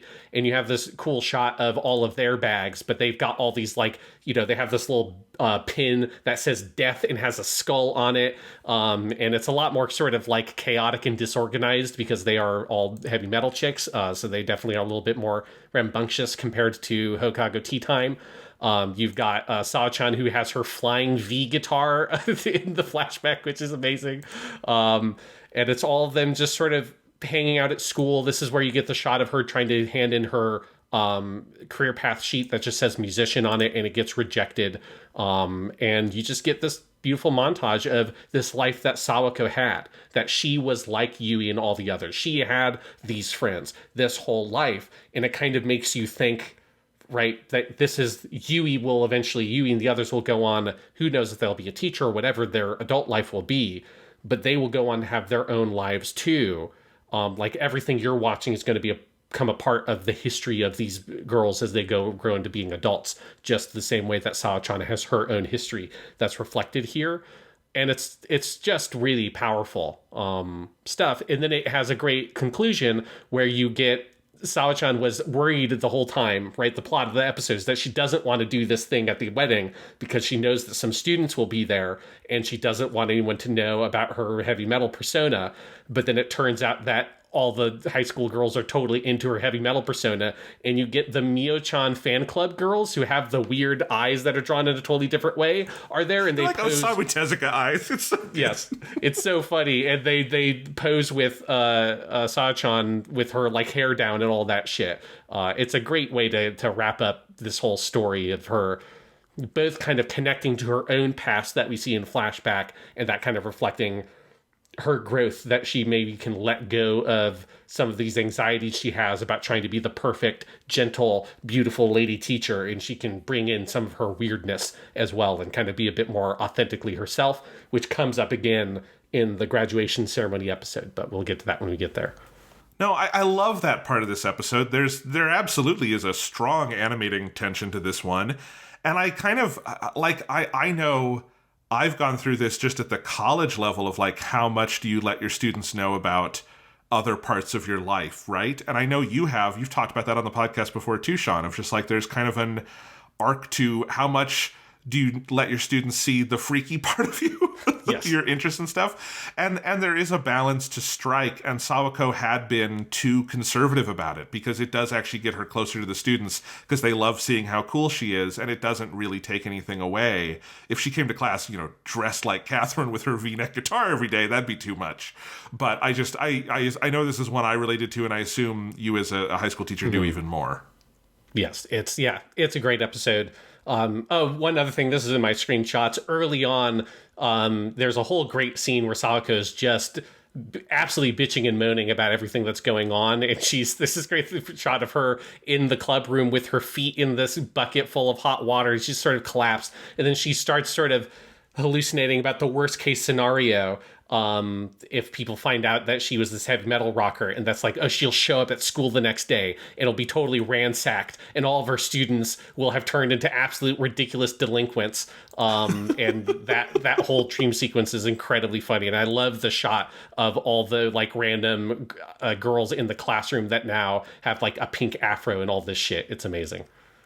Fantastic. Love this episode. Really love the next one too. Hot, which is another Ichidate Taichi one that is just about summer in Japan. They want an air conditioner for their room, and this is another top 5 gag for me in the whole show, which is that they could have easily gotten an air conditioner if Ritsu had just done her fucking job as club president and gone to the meetings, because that is like the whole first half of this is them like trying to beat the heat, doing all these different things, and then they're like, we're going to, maybe we can agitate for an air conditioner. And so they, go to the room and they're like ready to like make a big argument to Nodoka. And she's like, we gave everybody an air conditioner, you just didn't come to the meeting and request one, which is like such a good payoff on this growing gag from over the life of the series of Ritsu never doing her job and filling out any of the paperwork, leading to this one.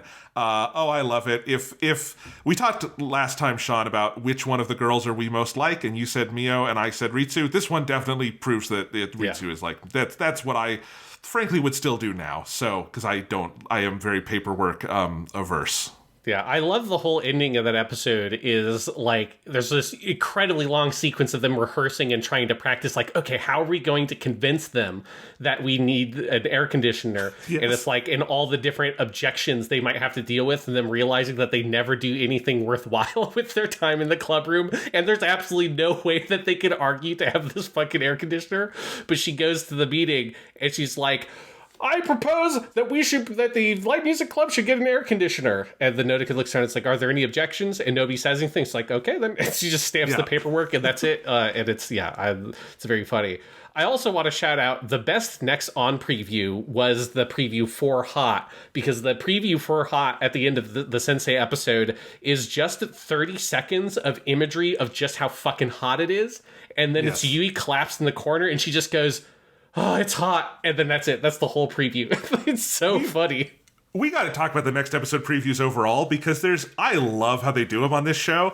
They were a little weird in season 1, but they get really weird in season 2, where they're just these super disconnected, out of context moments where they will put something like extra dramatic in. Like near the end, there's one episode where I think it's the Romeo and Juliet one, where Mio makes this joke about how she has to transfer schools because her father is moving her to Russia. And that's the next episode preview, just leads with that and doesn't tell you the context. But they do that all over the place. It kind of reminds me of, if you've ever seen the like Next On previews for Mad Men on AMC, that show had really, this was unintentional on Mad Men's part, but the creator was very spoiler averse, so he made them do these really weird trailers that wouldn't like reveal anything. So it's just all these very dramatic, out of context lines.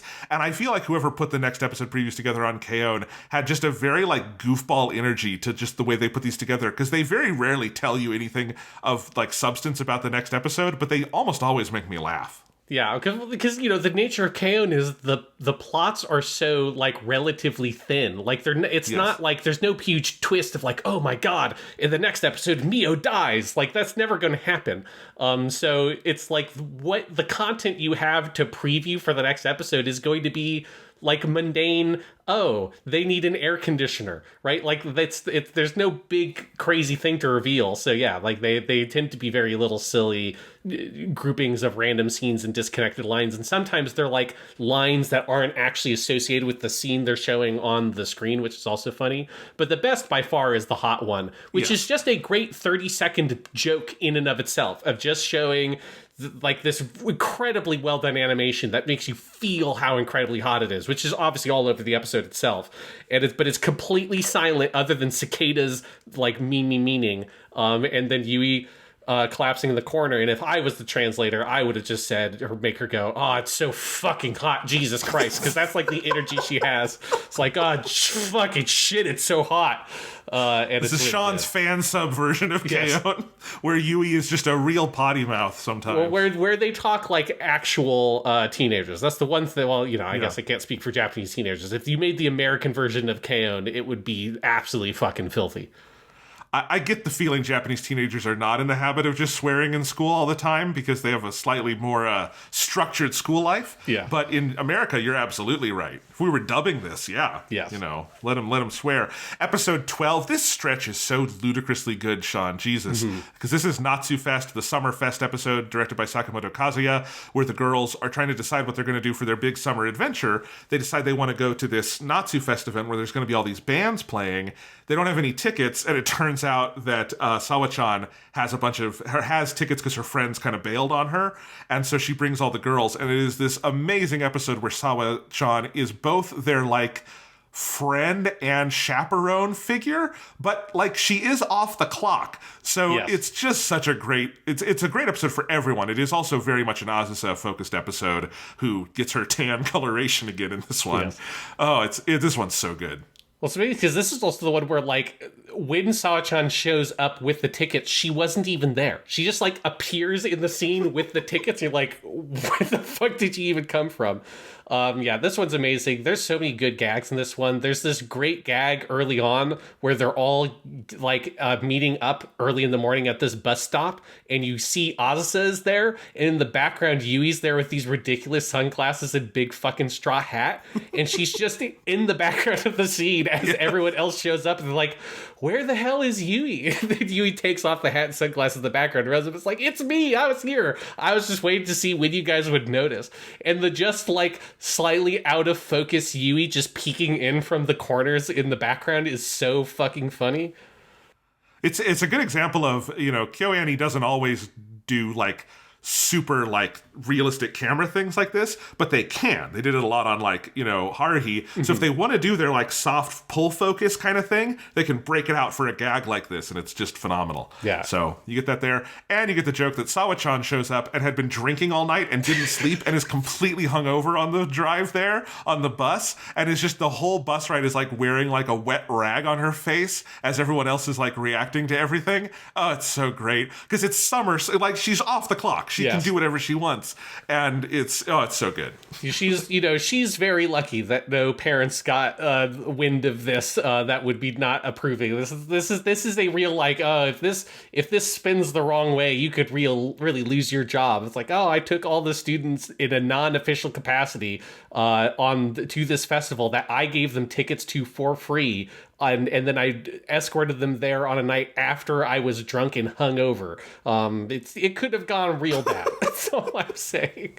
I was going to make a joke about you doing that, Sean, and then I realized one major difference between Japan and America is the American version of this, particularly, you're not in Colorado anymore, but if we were in Colorado, would be full of drugs. Would be the other thing. The drugs are more of a no-no in Japan, so probably not. But yeah, that would be the other thing that would happen if this were an American teacher.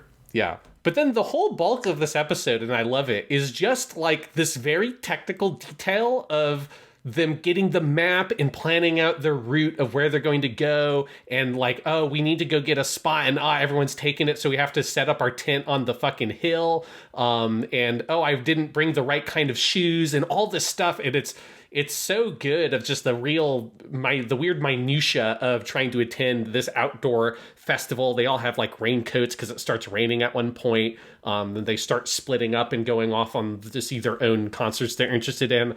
It's such a great little day in the life kind of episode of just getting this kind of vicarious experience of going to see a big concert festival like this. And you do get maybe my favorite shot in the whole thing, which is Sawa-chan headbanging at this one weird concert that she went off to. That's like, she went to go find like the most obscure weird band that she likes that's in this weird building off in the corner of the venue. And that's where she is like the whole concert. It's really good.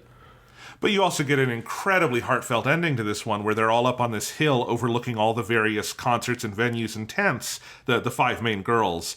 And Yui has this, I think it's Yui, very Yui moment of talking about like, these bands are great, but I prefer our band. And it is this little moment of ownership. They're not saying they're better or they're like brilliant musicians, but like they realize seeing these other bands a certain pride in that they did it too and have their own music and their own chemistry. And it's this little moment of the five of them overlooking everything.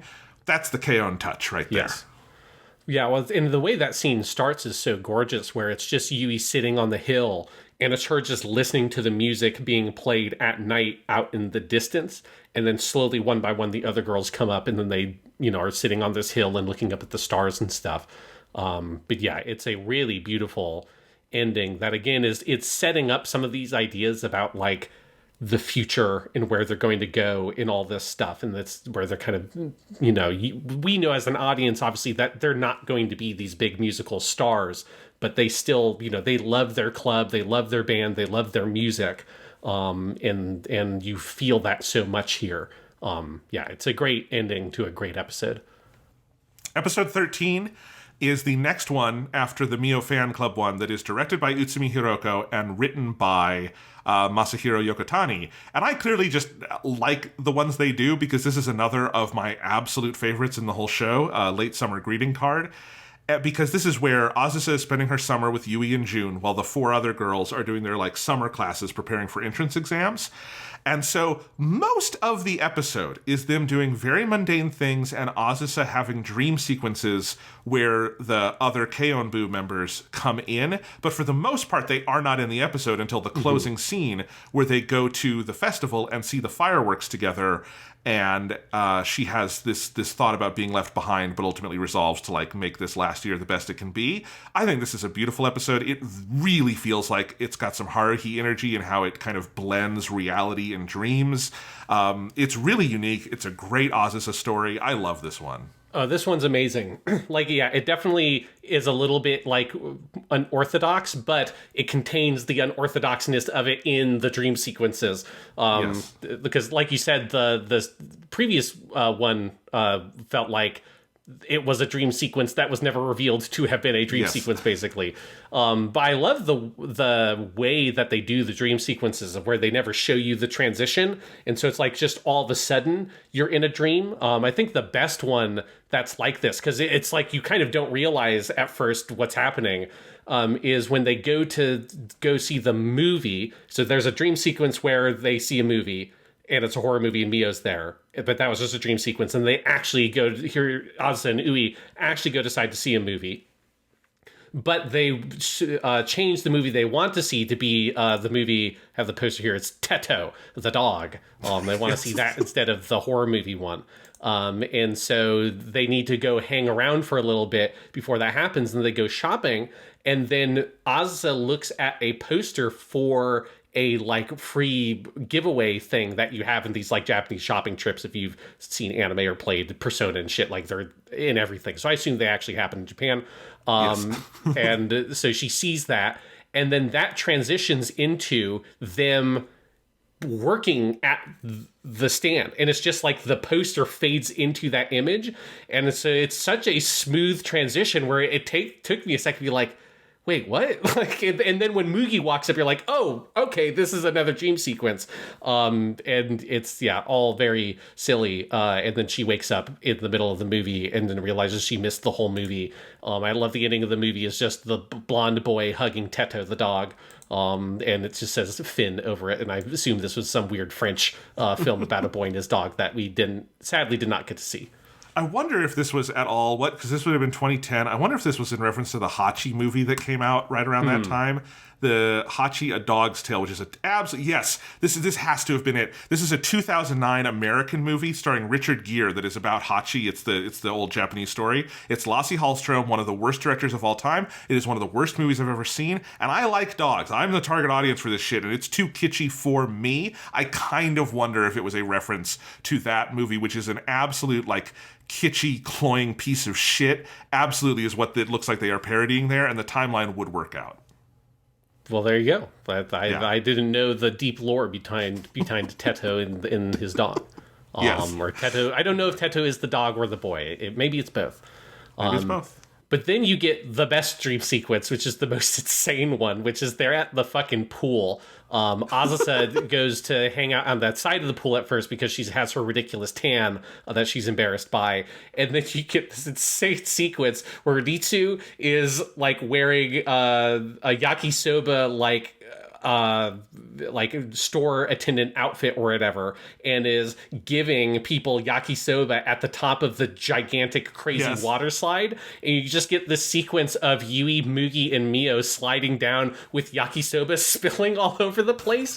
This is, of course, also building off of the joke from the previous episode where Mugi just wanted to eat yakisoba at the Summerfest, but they had run out.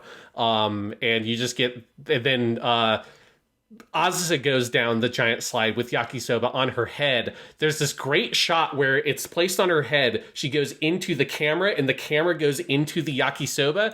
And there's like this brief 2 or 3 frames where in the yakisoba, you see images of little chibi Yui, Mugi, Mio, and Ritsu. And they're riding on the little like flakes in the yakisoba, like the seasoning. And they're just like chilling out on it. And I did not notice it when I watched the episode, but when I went back to get the screenshots, I was like, wait, what the fuck is that? And I rewound and I got the screenshot of it because it's very silly.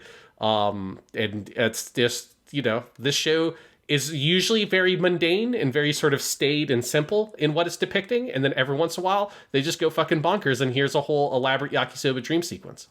You know what it reminded me of is the OVA of Lucky Star and the crazy ending with like the pet store.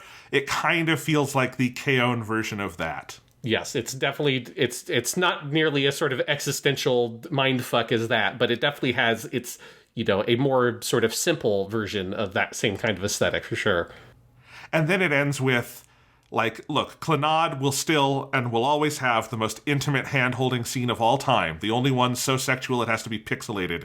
But this episode culminates in Yui reaching out her hand for Azusa to take it, and maybe the second most, like, pregnant with meaning hand-holding scene of all time. Jesus, that animation is crazy. Yeah, it's amazing. I mean, the whole ending of this episode where, this is like that episode 5 where so much of the episode is about Azusa being removed from these people she wants to be with, her senpai. And then at the end, they get to be together. They run in together by coincidence and then end up going to this festival together. This sort of normal summer festival, not the crazy rock summer festival.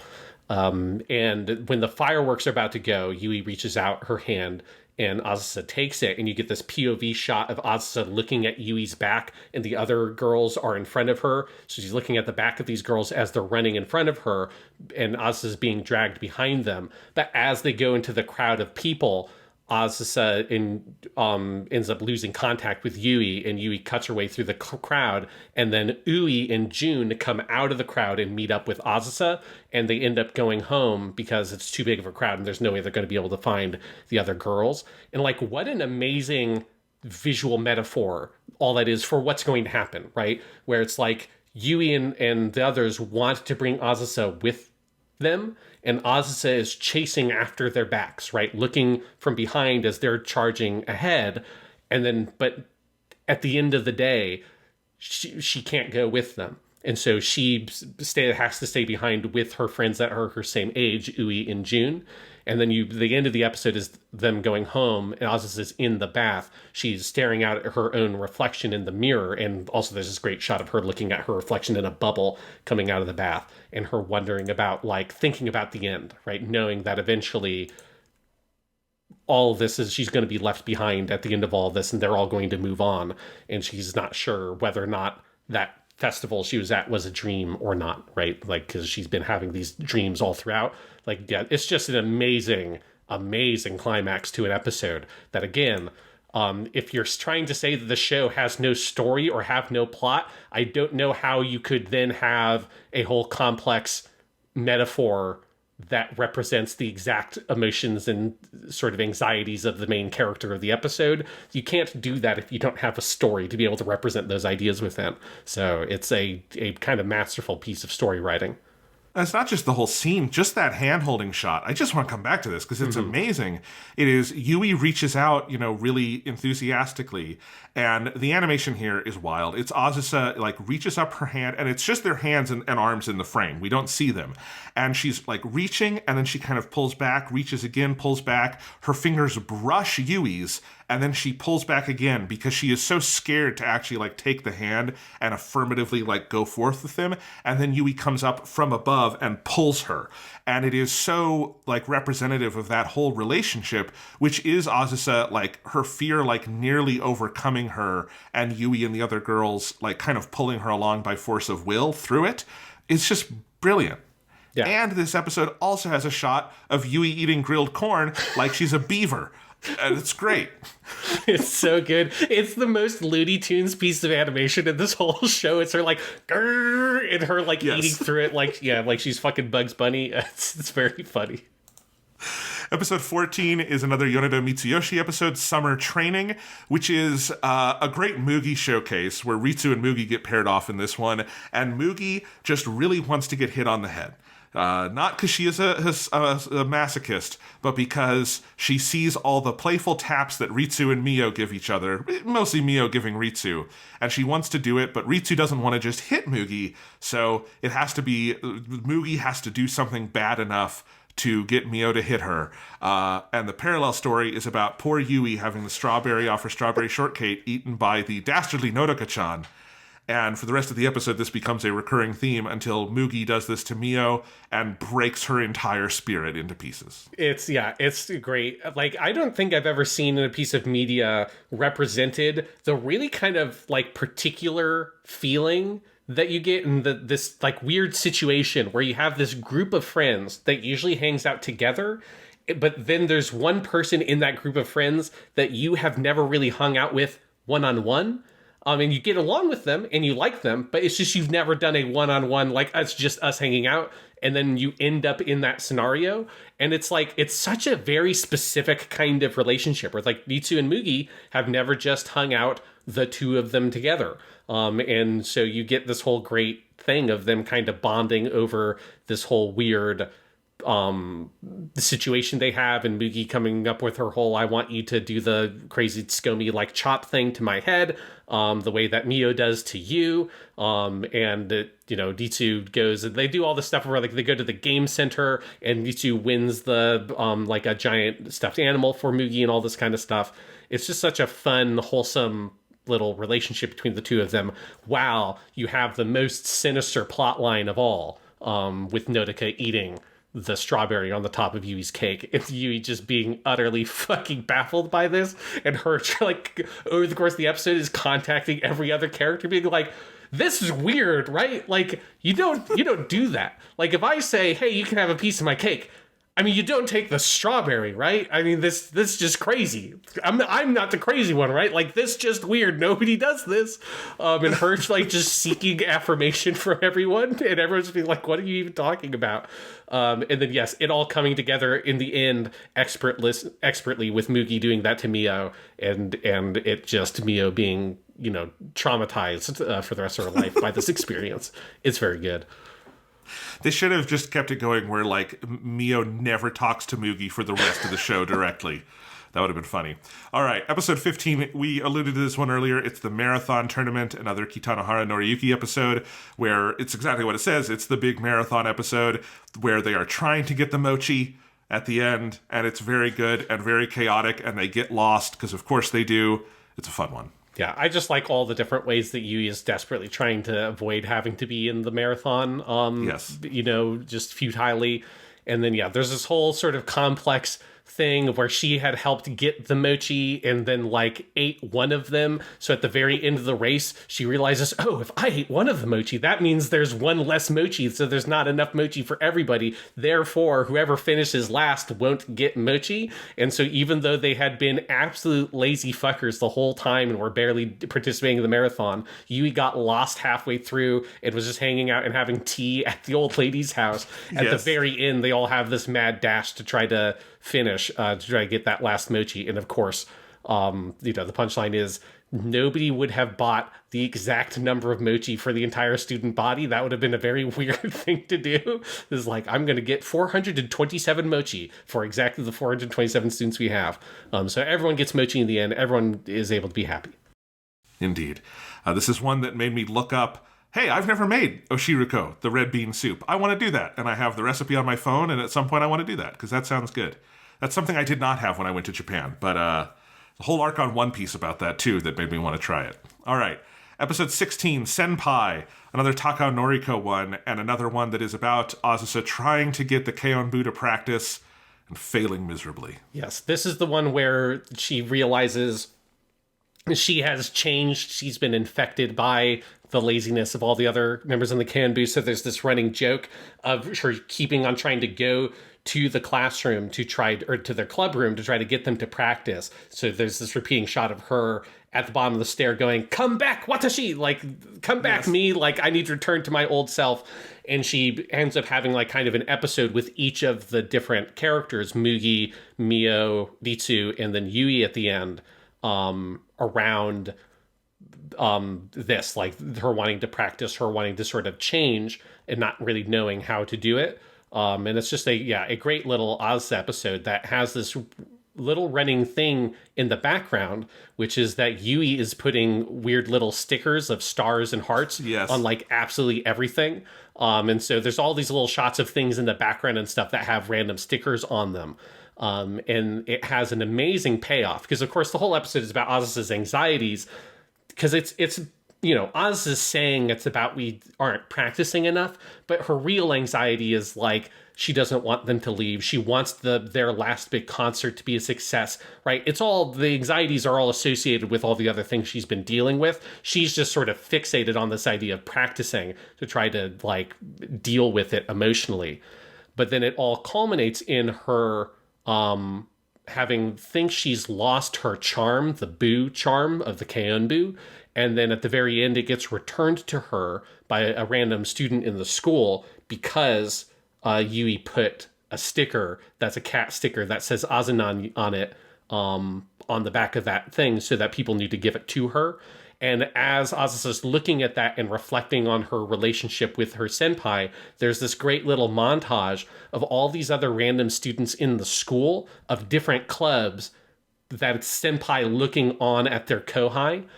Because the whole episode is about that relationship, right? It's about the relationship of the senpai and the kohai, of the senpai looking on from a distance, trying to help nurture and bring up these girls, and like them all really kind of in their own way sort of passing on this kind of advice to Azusa, with Yui's advice being like, I don't know why you're stressing out about this so much. Like, you're you. You don't have to freak out about, are we practicing enough? Are we doing all these things? Like, it's okay to just be yourself and like spend time and hang out in the club room. And then that is the thing that brings symbolically the charm back to her at the end. It's a great little episode, so nicely built around that core theme of that sort of very particular high school relationship between an upperclassman and the underclassman in a club. Yeah, absolutely. Couldn't have said it better. And those stickers are adorable, and I just love that as a through line with Yui being a weirdo. But yes, definitely this one feels like it kind of kicks us into the home stretch. And I will say, between this one and the next one, I don't know about you, Sean, I got like a pit in my stomach of anxiety at how little they were practicing. Yes. Because 16 is all about how they can't practice. And then 17, not even necessarily their fault. The club room gets closed. They're going around trying to find another place they can practice. They really are trying at this point. They can't do it. They finally rent a studio space at like a professional place down the block. And then they decide to have tea and blow all of that time. And then I think they do finally start practicing at the end of that one. But it definitely, I think I watched these ones back to back. And by the end, I was like just an anxious wreck because I was like, fucking practice, you idiots. Oh my God. This is the stage in the show where you start to realize that Mugi might be like the devil in disguise, because every time they're starting to sort of find some like gumption, she says, oh, why don't we have tea? And then they all get distracted and it's like, Mugi, are you doing this on purpose? Are you trying to sabotage the club? Are you like the devil on their shoulder, tempting them with delicious tea and cakes? Because they're never going to be able to resist that. No, they're not. And it's fantastic. Yeah, Mugi, I definitely had that feeling too of like she's the devil here. But no, this is a great episode. I don't know if we have a ton more to say about it because we mentioned this one earlier, but it's another Ishidate Taichi banger. Yes, it's a very good episode. Yeah, the whole joke of them getting the professional practice space and then them ending up wasting all the time trying to decide like the set list and all this other stuff they get distracted by and they never end up actually practicing. It's very anxiety inducing, but it's also a very good joke. Yes. So then we have episodes 18 and 19, Leading Role and Romeo and Juliet, which are effectively a two-parter. I will admit, these are my two least favorite episodes of the series. I think they're like, again, K-On's low point is most shows' high point, so it's still very good. I'm not saying they're bad. It did feel like, I felt like these should have been one episode. I thought it was a little long in the tooth for something that's slightly further afield from what the show is usually about. But this is where they are, as I feel like every anime gets to do the Romeo and Juliet school play thing at some point, but they do it here, and it is all about Mio and Ritsu playing Romeo and Juliet, and Yui playing a tree. Yeah, I don't know if I necessarily felt the this needed to be one episode kind of thing, because I do like them. I do think they each have like clearly their own focus, right? The leading role one is so much about Mio and Ritsu's relationship, right? I love the conclusion of that episode is about them realizing how to play the role is to just do a bad impersonation of the other person, right? So for Mio to be a Romeo, she just has to do like, what do I do if I like want to do an impersonation of Ritsu that kind of makes fun of her? Like, that's what Romeo sounds like. And then Ritsu's like, oh, I want to do like a bad impersonation of Mio, and like, oh, I'm so fancy and girly. And that's her Juliet performance. Like, I do really love that climax. And then yes, the episode 19, the Romeo and Juliet, that episode's mostly just the play, right? Like it's them putting on the play. It is Yui being in the background as a fucking tree with a face for no reason, and just being in the background of every single shot. It's the play, and there's like a crisis at one point where they have to go get a tomb from the Occult Club, which is a new group of characters we meet who are very funny. And then the ending is really sweet because it becomes about experiencing the festival together at night. and them deciding to practice overnight for their live show. That was by far my favorite part of these 2 episodes. It's just the last half of episode 19 where they wind up bonding overnight as they're preparing for the live show. Yes. You also have that incredible joke of where the one girl is like, I need to go help them get this, like, model of the Rosetta Stone or whatever from the fucking occult club that we're going to use as the tombstone. She's like, Yui, you need to take over for my role. And Yui's like, I can do it. And then she goes like, wait, what? How do I do this? Like, no, it's okay. And then it just cuts to her, and it's a different tree. It's like tree J or something. And that is an incredibly good gag. But yes, the second half of that episode where they're all trying to practice for the show and doing their staying at school overnight that's the real kind of heart there. Yeah. And then episode 20, yet another school festival. Isn't it just in Japanese it's Mada School Festival or something? Yeah, Mada Gakuen Sai. Yeah. which is a very funny name. You can't quite recreate that in English, but it's very funny. Because I think there's an episode called School Festival, then there's Mada School Festival, then there's Mada School Festival. That's a great series of episodes. But anyway, this is another Yoneda Mitsuyoshi. This is effectively our kind of first series finale, where there's definitely a ending quality to it at the end, where we have the like vast bulk of the episode is the girls on stage.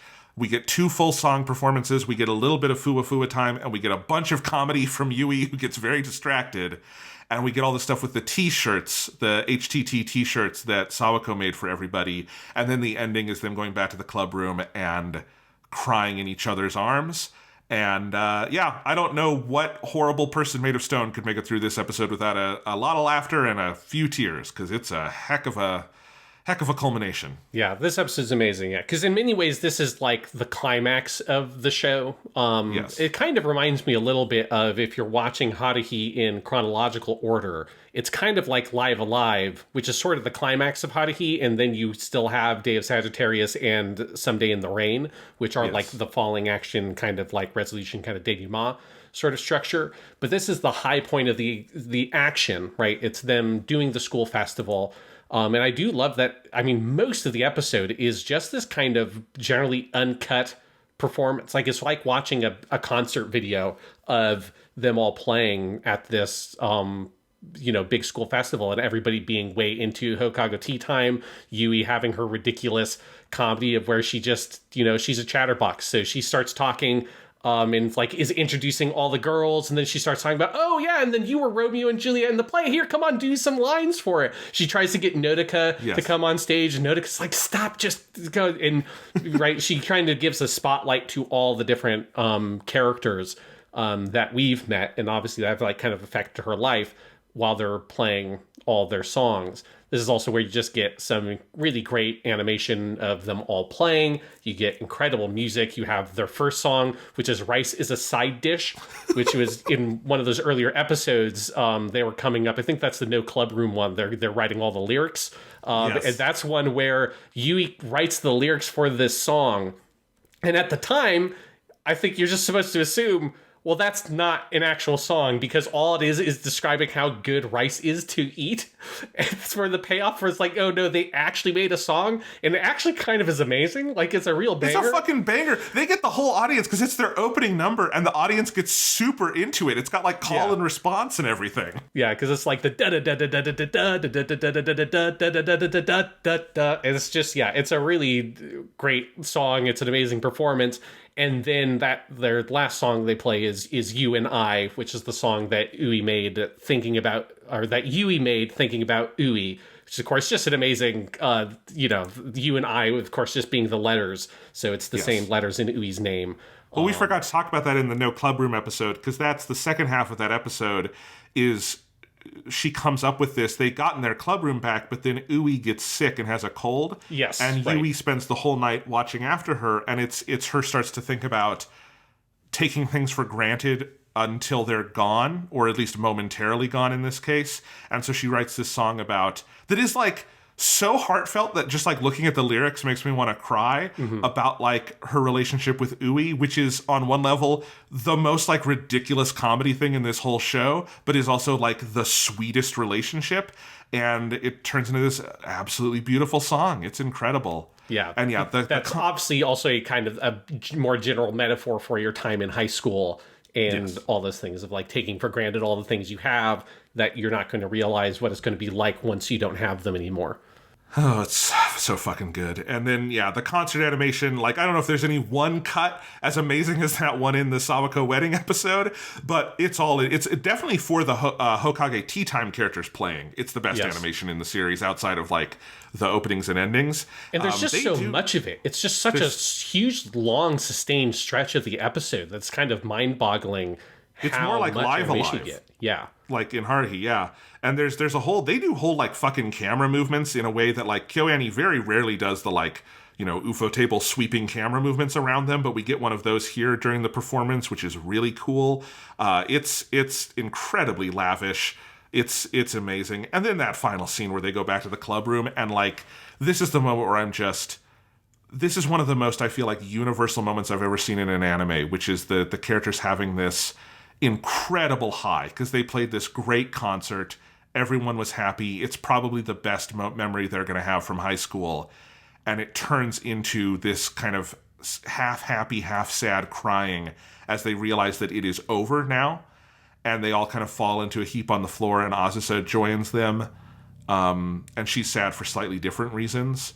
And then they fall asleep together, and Sawako sees them in the final shot of the episode and decides not to disturb them. And like, that's high school. That's like, there is this recognition of like this beautiful thing you get to do as kids, and then the also finality of it, and the friendship and camaraderie of it. That's a scene for the ages. Yeah, it's amazing. It's just the whole, how it's all framed of them sat down on the floor, be on the wall, again, in the side of the room where normally they're playing their instruments and practicing, and they're right below one of the windows, and you have this sort of like sunset, you know, evening orangish light coming in as they're all talking about how good it was. I mean, just the intro into the scene where it fades out of this big shot of the whole school and the outside of the school with like the festival going on, and then it fades that into the shot of the club room that's from the same general angle, so it's kind of like a weird match fade, and it's quiet, right, where you've had all this music and all the chaos of the concert. It just like sits there for a while as they're all sitting there in the quiet together, not saying anything, and then they break the silence and start talking about how amazing it was, how good they were, and then that eventually breaking the sort of, you know, the dam, and the tears start coming out. But yeah, it's such an emotional moment, but it's so much about that payoff of all these things, right? I mean, we've had 19 episodes of just going by season 2. You can add like 14 episodes onto that if you're going with season 1 of the relationships between these girls, and it hitting them that it's like, this is the end of Hokage Tea Time basically as a band, as far as we know it, right? This is their last big performance, because this is the thing that they do. They start listing what are all the different events, right? It's like, oh, we're going to be able to do this over the summer, and we can do this during like the winter break, and blah, blah, blah, blah, blah. And then I think Yui says, in the next year's cultural festival is going to be amazing. Her obviously understanding that there isn't a next year's cultural festival for them, that this was the last one. And like that sort of finality of that realization hitting that hard. Yeah, it's really powerful. As I say, it captures a very specific kind of feeling in high school that it feels so authentic here, because the whole show has been so genuine about these experiences, because it hasn't been heightened at all. This just feels so real. It doesn't have to be disguised in a metaphor. It doesn't have to be behind some like bigger, more elaborate romance plot line or anything like that. It's just friends who enjoy being together, who built this club together, realizing that eventually it all is going to have to end. Yeah, and it is hard not to get incredibly teary-eyed at the end. And then the last shot of the episode being Yui, and I guess it's Ritsu. I mean, all of them are sit together against the wall, but the last shot is Yui and Ritsu's hands, which are held together as they're both sleeping. Yeah. Perfect episode.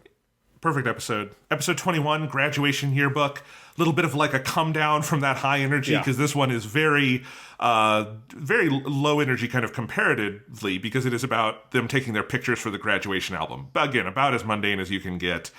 Yui cutting her bangs, which is like the most exciting action sequence in K-On! The animation there is so ludicrously precise as she's just barely cutting, and then big sneeze and she fucks it all up. Yes, and the look of Yui with her like flat bangs is so funny, and I love that when we come back in episode 25 is set a little bit after this one. So when we come back to it and she's got the cut bangs in episode 25, and which is the funniest thing, is kind of like revisiting that hairstyle. Because this is also where they're starting to move through the calendar much faster. The whole first section of this season is much more condensed in terms of the calendar year, and then once you get after the school festival, it starts moving through and skipping chunks of time, which is one of the reasons why 25, 26, the OVA, and then also the movie are all set in this sort of like stretch of time. So the movie is not set after the show, it is set a little bit before they graduate. So you get this sort of slightly different feel as you're coming into the home stretch, which of course reflects that now that they're getting near to the end, they're having to actually buckle down and study. They're having to actually be students. The band club stuff is basically more or less over, other than hanging out there after school. So it's that whole tone of this last stretch of episodes 21 to 24 is so different than the earlier sections of the show. Yeah, absolutely. And this is also where they all decide that they're going to try to go for the same college so that they can stay together as a unit. And that continues into the next couple episodes. But also, I would say at this point, that's kind of the last episode that's really from the POV of the four seniors. Because I think the rest of the show is really Azusa, kind of, as at least our like POV character. Starting with episode 22, the entrance exam one, which isn't actually about... I mean, they are taking their entrance exams, but we don't see that. We see Azusa, it's Valentine's Day, trying to make chocolates for her senpais and then getting up the nerve to give them to her, or give them the chocolates. Yes, yeah. So it's totally from her POV while they are off on the edges of the show studying and having to do all their entrance exam stuff. Yeah, and it's just like the other Azusa episodes. It's so sort of like quiet and kind of melancholy. This is also where we're starting to get into the winter, so it's got a much more kind of snowy, wintry aesthetic, which I really love. There's a lot of really great stuff in here. One thing I love, they go to Ui's house to go prepare the chocolates, and one little detail that's amazing is Ui's got two pairs of slippers. One of them's like a normal green pair of slippers. One of them is these adorable, big, fluffy panda slippers. And she's like, which one do you want? And she's talking to June and Azusa, and they both go like, well, and then the next cut is you see all their feet, and June and Azusa have split it, so they both have the panda on one foot and the normal slipper on the other foot, which is so good. Like, what a great little visual kind of gag in detail to show the friendship of these characters together, that's like, they kind of, subconsciously both know this is the thing to do, is we each get one cool panda slipper. It's great. Yeah, and then there is one big moment with the four third-year students at the end where they are getting their exam results, where they're all posted up on the wall, and they keep rehearsing the moment where they're all going to jump up and look at them. And then, of course, the moment where it actually happens is the most lushly animated fucking thing ever. It's KyoAni, the only studio that would animate four girls looking up at their test results this lushly, but it is incredible. It just looks like a movie. Yeah, and then the end of the episode is great, where it's June and all of them in the classroom. June hears a sound, and she looks off to her left and sees Ui, who's looking at her cell phone kind of crouched behind her book. June realizes something's going on. She looks over to Azusa, who's looking at her cell phone with her mouth covered in her hands. She looks up at June, and her face goes through so many different expressions. The animation's so good, and then it breaks out into a smile, and then you see the phone, which is Yui sending a text message to Azusa. That is just these like animated GIFs, basically, of these sakura flowers blooming, which is great. Because this is also where you start getting this repeated image that happens in this episode, the next episode, in episode 24, which is a close-up on the branches of the sakura tree, which are budding at this point, and so they're like, but they haven't like started breaking open yet. So, and then in the next episode, you'll see them starting to fully bud, and then the episode after that is now they are starting to bloom. So you're getting this visual motif of the sakura tree coming in very strong at the end here. But there's so many other great scenes. You've got all the stuff of like Azusa, who's made the chocolate cake. She doesn't know, like she's worried about giving it to them. She ultimately decides to give it to them, but they have all figured out that that's what it is beforehand. And so you have this little moment where Yui gives her, in return for the chocolate cake, a little candy that Azusa eats at the end of the episode. That's also the beautiful moment where Azusa rings the bell at the temple and praises like they have to definitely all get into the same school. And as she walks away, she eats the thing and just says, "Oh, it's so sweet." And then also when they're all in the club room together, you have this incredible moment where it starts snowing outside and they all crowd around the window. And then Yui comes in and like kind of sneaks under them and pops up in the front. And you have this beautiful shot of all of them. They're crowded around one window pane because the other window pane has been blacked out. And so they're all sort of crunched together in the frame. And it's a great little shot. But there's so much beautiful animation and beautiful imagery, and the whole like kind of palette and visual tone of this episode as we move into winter is just completely different than everything we had before. Yes. And then we have episode 23, Hokago, or After School. It's the same word as in Hokago Tea Time. And it is the last Ishidate Taichi episode for the series. And I know you have very strong feelings on this one, Sean, so I think you should just tell us about it. I love this one, but I don't know if I liked it as much as some of the other Taichi ones. So what did you think? I just think this one is a masterpiece. So the whole episode is about, right, they are done with school because it's the day before graduation, and this is like how most American high schools work as well. At that point, seniors have done all of their tests, they've done everything. They're not really going to school anymore. But Yui and the other Hokago Tea Time girls decide to go to school on this last day to all hang out in the club room. And I just think that concept is so incredible because it's about this weird liminal space between they've basically graduated, but they haven't really graduated yet. And it's just the four of them in the club room together, hanging out, trying to figure out what do they want to do to pass the time on this kind of nothing day. And there's like nothing really that goes on, right? They decide, oh, like let's make Sudoku, which I think they translate as like some other board game, like Snakes and Ladders or something. That's like, oh, let's like make a Keonbu board game. It's like, oh, that's not really going to work. Oh, let's go to our classroom, which is totally empty. And they go look around their classroom. They go visit Nodoka, who is wrapping up things in the student council office. And she's got her whole little special yearbook that the student council president gets. And they all visit her. Then they go and they get Azusa to get them lunch because they can't go get lunch anymore because they've basically half graduated at this point. And they get all that. Then they're just hanging out in the club room. They start cleaning the club room together. And then they sit on the couch where they normally put their bags, but their bags aren't there anymore because they're not going to school anymore. So they don't need to bring their bags to school. And the bell for the end of the day rings. And this is where you get this amazing sequence where as the chime rings at the bell, it does this shot on like a half shot of showing half of their face for each of the girls, compared like then juxtaposed with different shots of areas in the club room. And then Mugi says, what should we do? This is our last after school. This is the last time they are ever going to have after school together. And Yui starts freaking out about that because she has not occurred to her the Hokago of Hokago Tea Time, this is the last one. Because obviously when you graduate, there's no after school anymore. This is it. And they decide to record their songs on a cassette, which is suitably retro, which obviously also connects to the eye catches at the middle of each episode is a little cassette. So they make their cassette of the Hokago Tea Time and record that together. And it's at nighttime when they wrap it all up. And the very last shot is the whiteboard, which has been wiped and cleaned, completely empty. It's the only time that whiteboard has ever been empty because it's always covered in random doodles that Yui and all the other ones have drawn on it.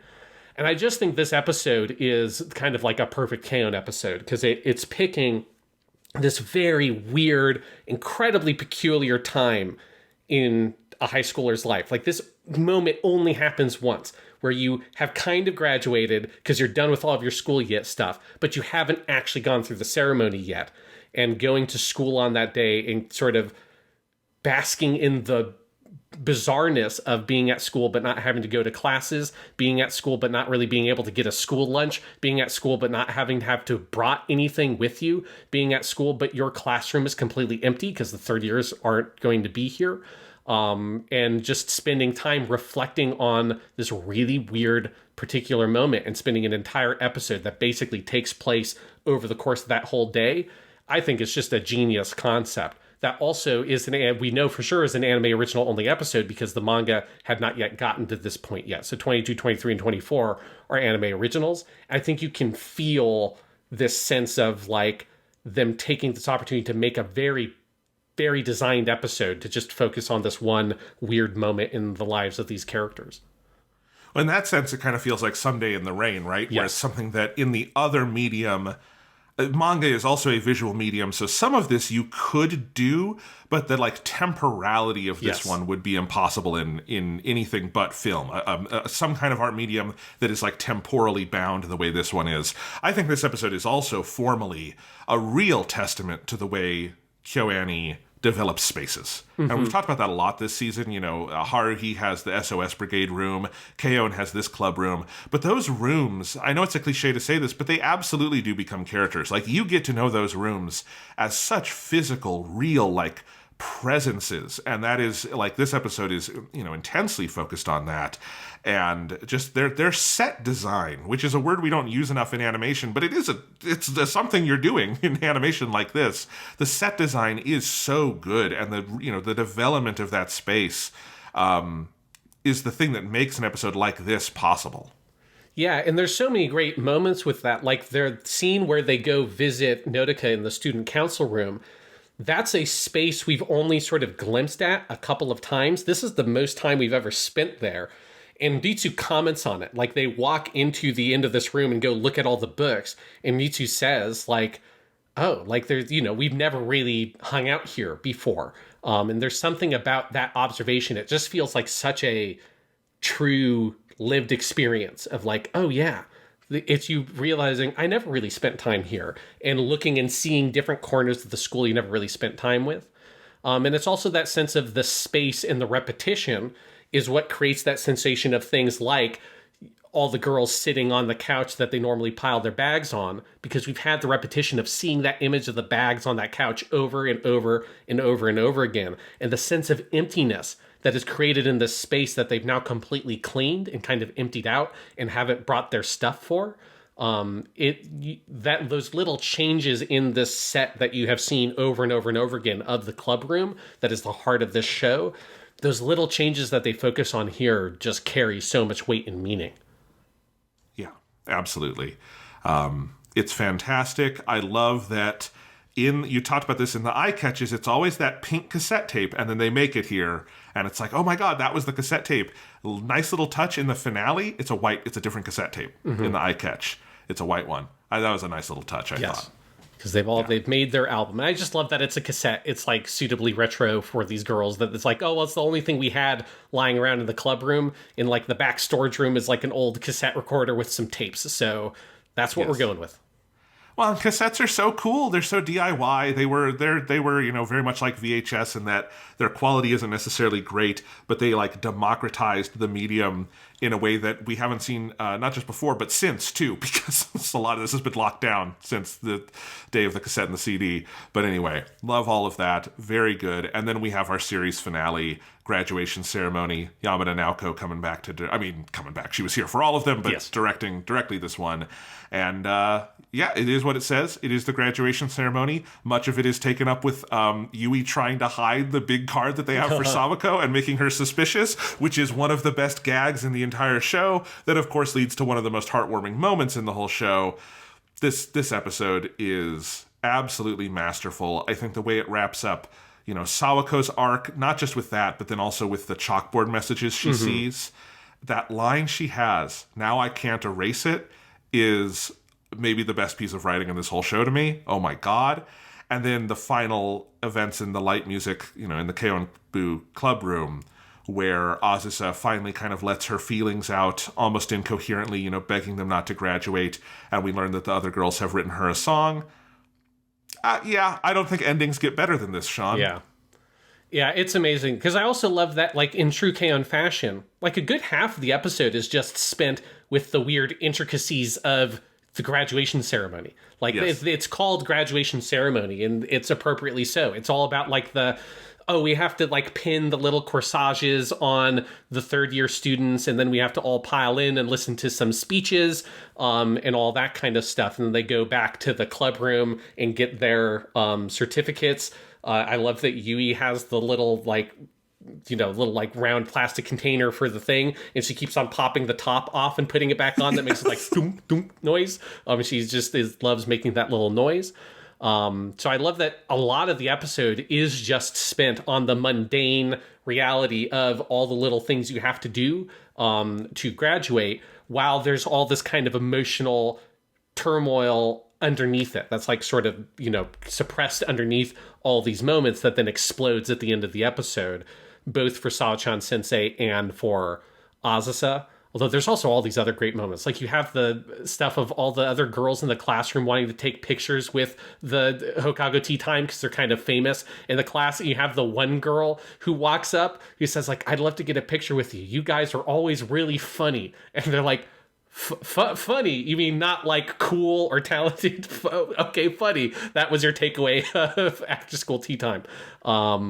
Which is great. You have a little moment where Yui's going up the stairs to the club room. Notika's going down the stairs to leave the school, and Yui stops and says, "Notika, wait for me. Like, will you walk home with me?" And they make a little sign to each other, which I love, that little acknowledgement of how, obviously Yui has these relationships with her friends in the after school tea time club, but Notika is her oldest friend that has been with Yui through everything since kindergarten. Yeah. And I love that little kind of sign off of that relationship. And then that's what leads into the big climax of the episode of Sao-chan sensei in the classroom looking at the congratulations and like thank you messages up on the board, which is really powerful. I mean, the whole ending of this episode, if you are a high school teacher, and obviously someone who has graduated high school, you kind of get it from both ends, because you get that, you're like, I have been there, and I have, obviously we've all been in the, like, we're graduating and have to say goodbye to these friends we've made that are staying at the school, who are the younger people in your club. And yeah, that whole ending sequence, I took an absurd number of screenshots of the of the ending of this episode. Because there's so much that's going on here with the presents that they give Azusa. Yui gives her the photo we kind of talked about before that has her kind of like awkwardly photoshopped in.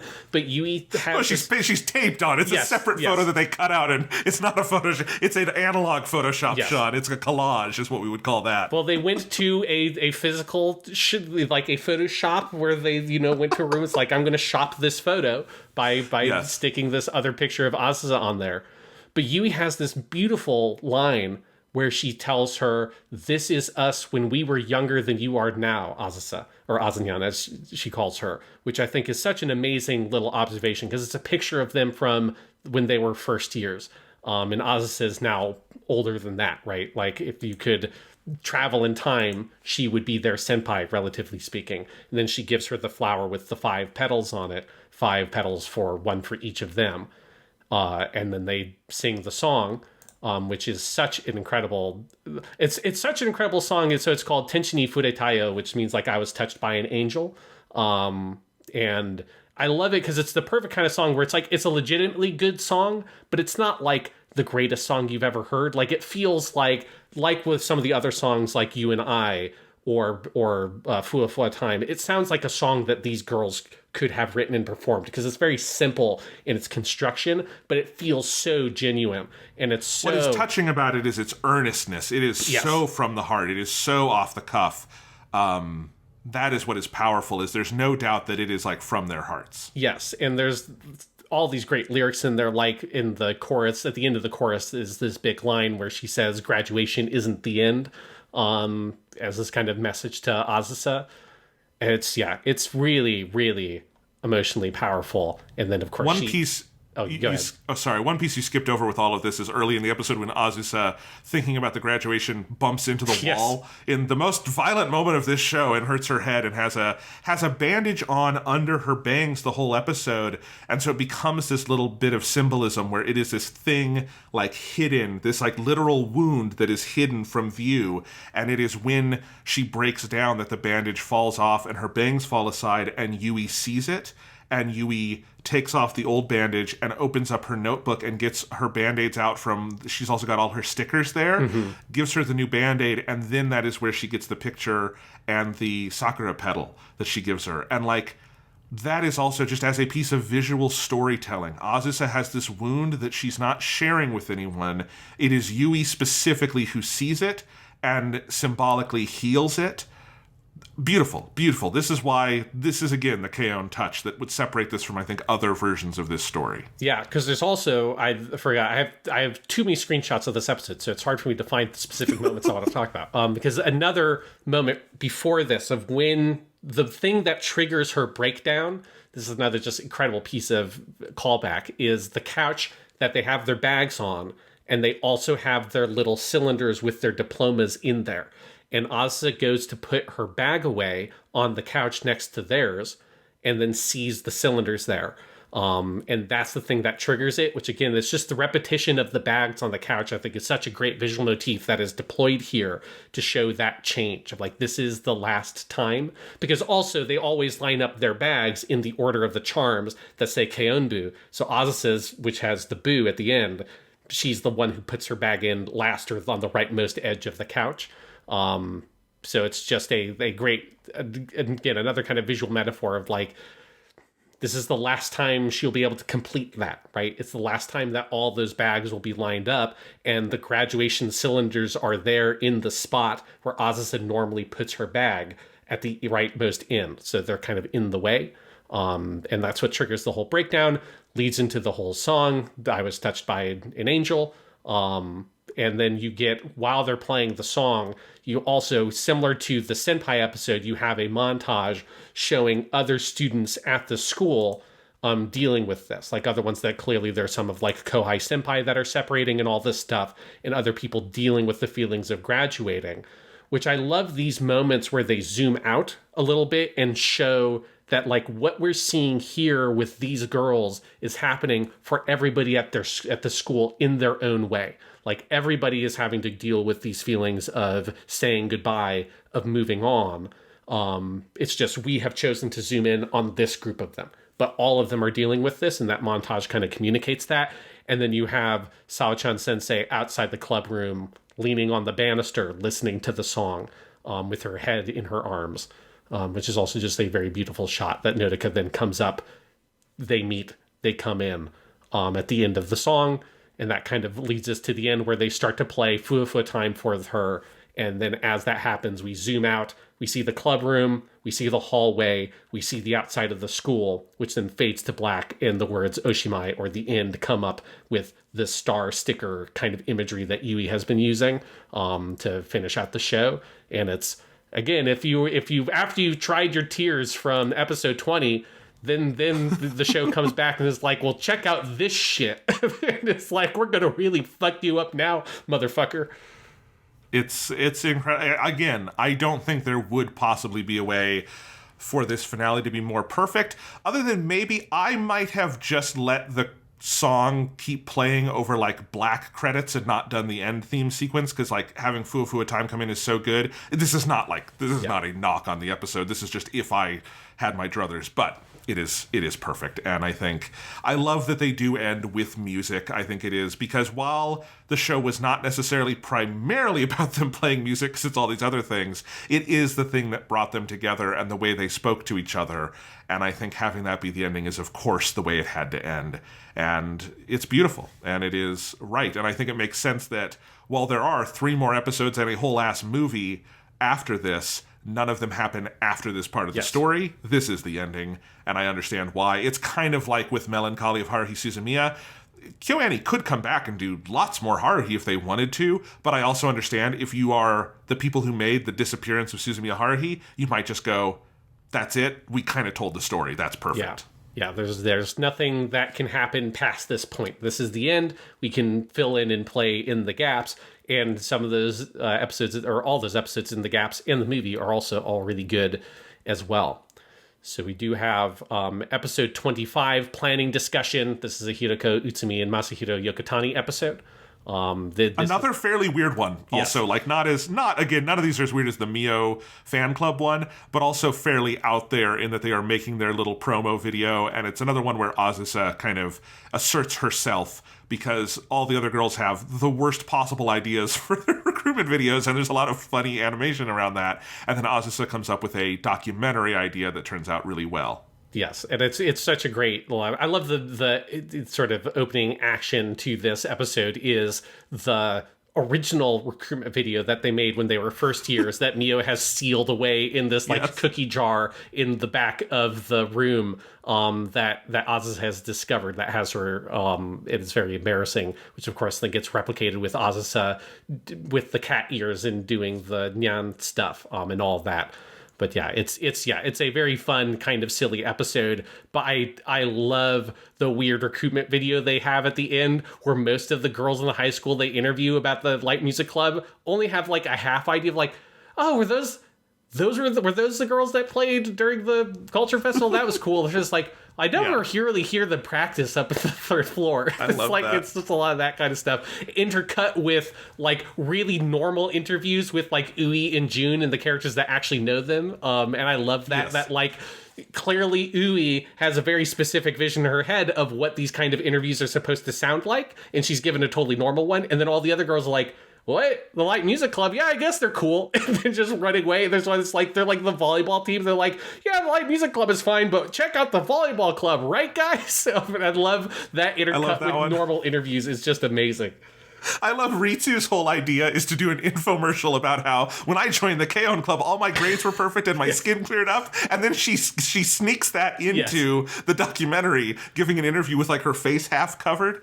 It's very good. Yeah. And then I also like that Sawa-chan just offers to edit the video, too. She's a super teacher. She does everything. Yeah, she makes all the clothes. She does all the editing. She fucking drives them to Summerfest. It's like really... She makes all the clothes. They don't usually wear them, but she does make them. That is true. I really feel like Sawako could have made a lot more money getting into another industry, because she's clearly incredibly talented, and, it's like, I don't know that like... Even in Japan, teaching doesn't pay the way that it should. So, you maybe could have used those talents another way. But, teaching is its own reward. It would be nice if that reward was also paired with more money, though.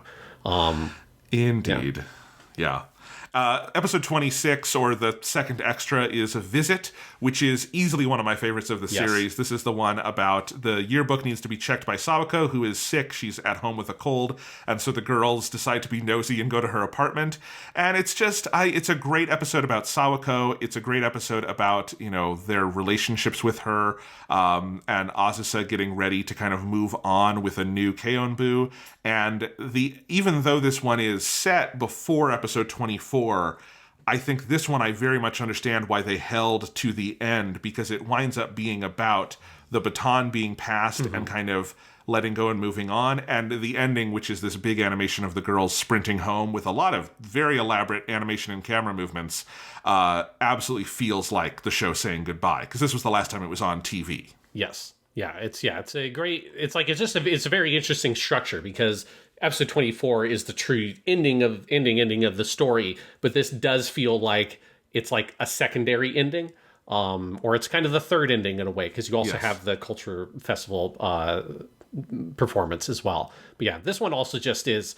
This one gets to be a lot more funny than the graduation ceremony one. That's like another thing I like that it's able to do, because the graduation ceremony is so filled with like emotional weight that there's not as much space for gags. There are some good gags in that one with like you hiding the thing. This one has so many hilarious gags though. Like you see all the stuff with Yui desperately trying to get it changed, and she has this whole thing where she imagines like, but if we don't get it changed, it'll be like recorded in history forever. And you get this little dream sequence of a random little girl and an old lady, and her being like, Grandma, this girl in your graduation yearbook sure has weird hair. It's like totally, you think it's going to be like Yui's the grandma or something. They're totally disconnected people. The grandma was just somebody else that went to that school, and some other random girl is going to eventually see this picture, so she wants to get it changed, which is great. You get what Yui imagines Sawako's apartment looks like, which is this like heavy metal, like fucking hell with a skeleton with blue roses growing out of it and chains everywhere. And the curtains are all ripped and there's like this harsh pink lighting. And Sawako's just playing her flying V guitar with a fucking evil maniacal grin, which that's amazing. All the girls sneaking around and spying on Sawako, and the fucking expression on Mugi's face where she's crashed around the corner, her eyes have turned into little dots, and she's just sort of like so focused on trying to make herself as small as possible. All that shit's very funny. You have... Oh my god, this might be the funniest bit in the whole thing. They have them imagining that Sawako's got a boyfriend there, and they're imagining that, like, oh, well, she's going to check to see if her boyfriend can leave without the neighbors noticing. And they imagine the scene of her walking into her apartment, and then there's just this weird shadowy guy who opens up the cabinets under her sink, and it's just like, her, and he makes this weird noise and it cuts. That is so fucking funny. This whole episode just like really gets you to be able to have the gags at the end of a K-On! Show, which I think is a suitable thing to do to actually wrap up the series. Yes, I love it. I love all those jokes. I love many other jokes that are in this one, including them going through her closet and finding other clothes she has, like the weird, like all her Death Devil clothes. Yes. That's so good. There's these little like flashbacks. There's this beautiful scene where Sawako is looking at the yearbook proof, and she's falling asleep, and the girls are outside doing her laundry, and she's looking at this photo that the girls took that is this joke of like Yui holding up a teacup in front of the others, and it's like forced perspective to look like the girls are in the cup, and she has this flashback to when they were taking it, and she puts her hand on it and falls asleep and thinks about how life will be quieter now, but of course that makes her sad. And it is absolutely gorgeous. And then that final running sequence is like an all-timer. That moment where they all touch the little turtle statue that is on the rail and them running out. It is a fond farewell. It is a well-earned, like very literal victory lap for this show. Yes, and I love that Yui starts to fall behind, and then she Naruto runs and is able to catch up. She puts her arms behind her, and it's like that gives her the speed boost she needs. Yeah, it's an amazing episode. It's amazing third finale, but then we have another episode to talk about because there's another last episode here, which is of course the OVA Plan, which is our one Takemoto Yasuhiro episode. This is of course an episode that is designed to set up the movie, which is going to be about their trip overseas. So it's kind of to build up this idea of what the movie's going to be. And this episode is also fun, but also because it's a KyoAni OVA, it is just unbelievably gorgeous looking, and the animation and the aesthetic of this episode is just fucking so beautiful. Yeah, a little preview probably of what we can expect with the film, I'm guessing. Yes. But you have all those, like, the snow globes that Mugi is giving them at the beginning are so richly detailed. Yeah, it's really beautifully animated. There's a lot of good gags. This is obviously a very light episode because it is primarily setting up the episode to come. But, like, I don't know, if you compare this to, like, I've seen, some of the recent, One Piece movie tie-in episodes that set up the movies, and they're just awful. And then the movies are great, but the episodes are just, they're very bad promo episodes. This is, like, incredibly lavish and very funny, and it's got the scene where they're doing all their self-defense and all of them getting their passports together. And then the scene where, Mio is trying to take her photo and they keep fucking her up, which is hilarious. It's very, very good. Yeah, it's very good. It's got a little bit of preview of some other stuff we'll get in the movie, which is very funny scenes of them trying to speak English, which I love. Like that just is, if I'm feeling down in life and like something's bothering me, all I have to do is just listen to a clip of Toyosaki Aki saying something adorably in English, and it'll just pick me right up. She's got two really great lines in this one where she goes, "Where delicious cake shop?" Which I love the idea that Yui knows all those words. Delicious cake shop. She got that. But the best one is they're going and they're shopping for like suitcases and all the things they'll need to travel at the end of the episode. And they're looking at these sort of like rice to go things that they can take with them overseas. And Ichi says like, well, as a Japanese person, like I'm definitely going to need this. And Yui puts her hand on her chin, nods quietly to herself and goes, "No rice, no life." And that might be the funniest thing in this whole show, because, oh my God, no rice, no life. It's very good.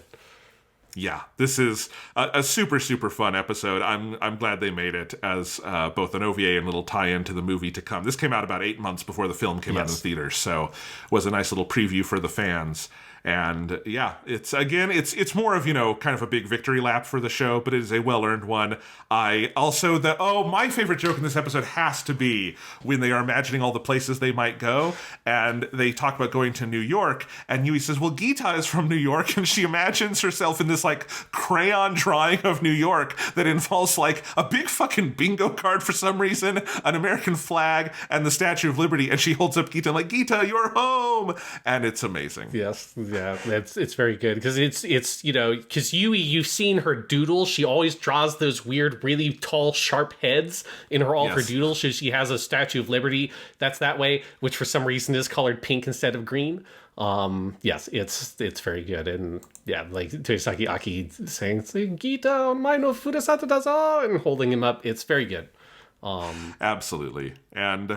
That's all the episodes of the show. I don't think we need to go over to the voice actors again, because were there any notable new actors in this season? There's a couple of those little guest stars, like I already talked about. Asuka Yu, writer from Fate Stay Night, is Norimi. Shiraishi Minoru is a reporter in episode 23. I don't even know if I caught that when I watched the episode. When I was looking up the credits, I saw his name. I'm like, I'm going to throw him in there because, hey, there's another Shiraishi Minoru in the KyoAni show. Is he the only male voice in this show? Because even Ritsu's little brother is voiced by a woman, I think. Oh, yes. Yeah, because, Satoshi is a female voice actor. I feel like there's a couple of, like, random, like, there's an adult male teacher at the school that like has a couple of lines, like, yeah, so there's a couple, but it's definitely mostly women. I don't know if we talked much about, because June is in season 1, but only kind of as a little background character. She's much more prominent here. So I don't know if we talked about her. That voice actress is Nagata Yoriko, who is, unfortunately, she stopped voice acting at a certain point. She stopped voice acting in 2014. She had a couple of other notable roles in some shows. Mikuni Miharu in a show called Kiss X Sis, which you don't watch. It's very NSFW. When I was looking that up, I'm like, oh, okay, that's what. And then a character called John in Dog Days, which is a show that I have seen. Although because she retired from voice acting, those characters eventually got a different voice actor because those series have both gone on for quite a while. But yeah, other than that, I think it's all the same crew, still putting in absolutely legendary, top tier, all-time great voice acting work. And singing. I mean, they're doing a ton of different roles on this. And speaking of singing, I think we should finish this episode with some notes on the music, because it's a giant set of songs and they're pretty much all great. Yeah, so let's run through these. So opening one is Go, Go, Maniac by Hokago Tea Time. This one's composed by Tom Hack. He's the same one that did the opening for season 1. He's the guy who eventually goes on to be in like OXT and some of those other bands that have done lots of great anime openings. Go, Go, Maniac debuted at number 1 on basically every single thing that charts how well songs did, including the Oricon charts, which is obviously like the most well-known one. At the time, it was the best-selling song credited to anime characters, beating Don't Say Lazy, which was the ending for season 1 that previously held that record. And it was the second best-selling single sung by voice actors, behind a 1997 single called Don't Be Discouraged, which was sung by Hayashibara Megumi, who obviously is like maybe the biggest voice actress ever. One thing I thought was interesting when I was looking up the song, Toyosaki Aki, who plays Yui, commented that when she was recording this song, that she felt like specifically the only reason she was able to sing this song in such a high key, because it is very high, like Yui's voice is way up there, is like singing as Yui is the only thing that let her do that, which I kind of get that. Like, that kind of makes sense to me. That's like, normally no human should be able to talk this way, but Yui can sing like that. Like Yui can hit these like really high notes. But yeah, Go Go Maniac, this is a great song. It as by its title, it is kind of maniacal. Like, it is a pretty crazy song. Like, I like all the openings are just sort of like really manic and very intense. And I like that. This is probably my favorite of the 3 openings, as a song at least. Yeah. I think the animation for all of them is great. In fact, the animation for the second one is probably my favorite animation. But just as a song, Go Go Maniac is my jam. I like this one a lot. Go Go Maniac, very, very good. But then you get ending number 1, which is Listen, with 2 exclamation points. Very important to get the punctuation right. This is composed by Maezawa Hiroyuki. He also did Don't Say Lazy from season 1. This song debuted at number 2 on basically everything, beaten only by Go Go Maniac. And it broke basically all the same records that Go Go Maniac did. It just didn't break them as much as Go Go Maniac did. Yes. So all those other things it did, it's just behind Go Go Maniac. This song is fucking amazing. Both the endings of this are like some of the greatest ending themes, I think, for basically any anime. But I've listened, holy shit, this song is really good.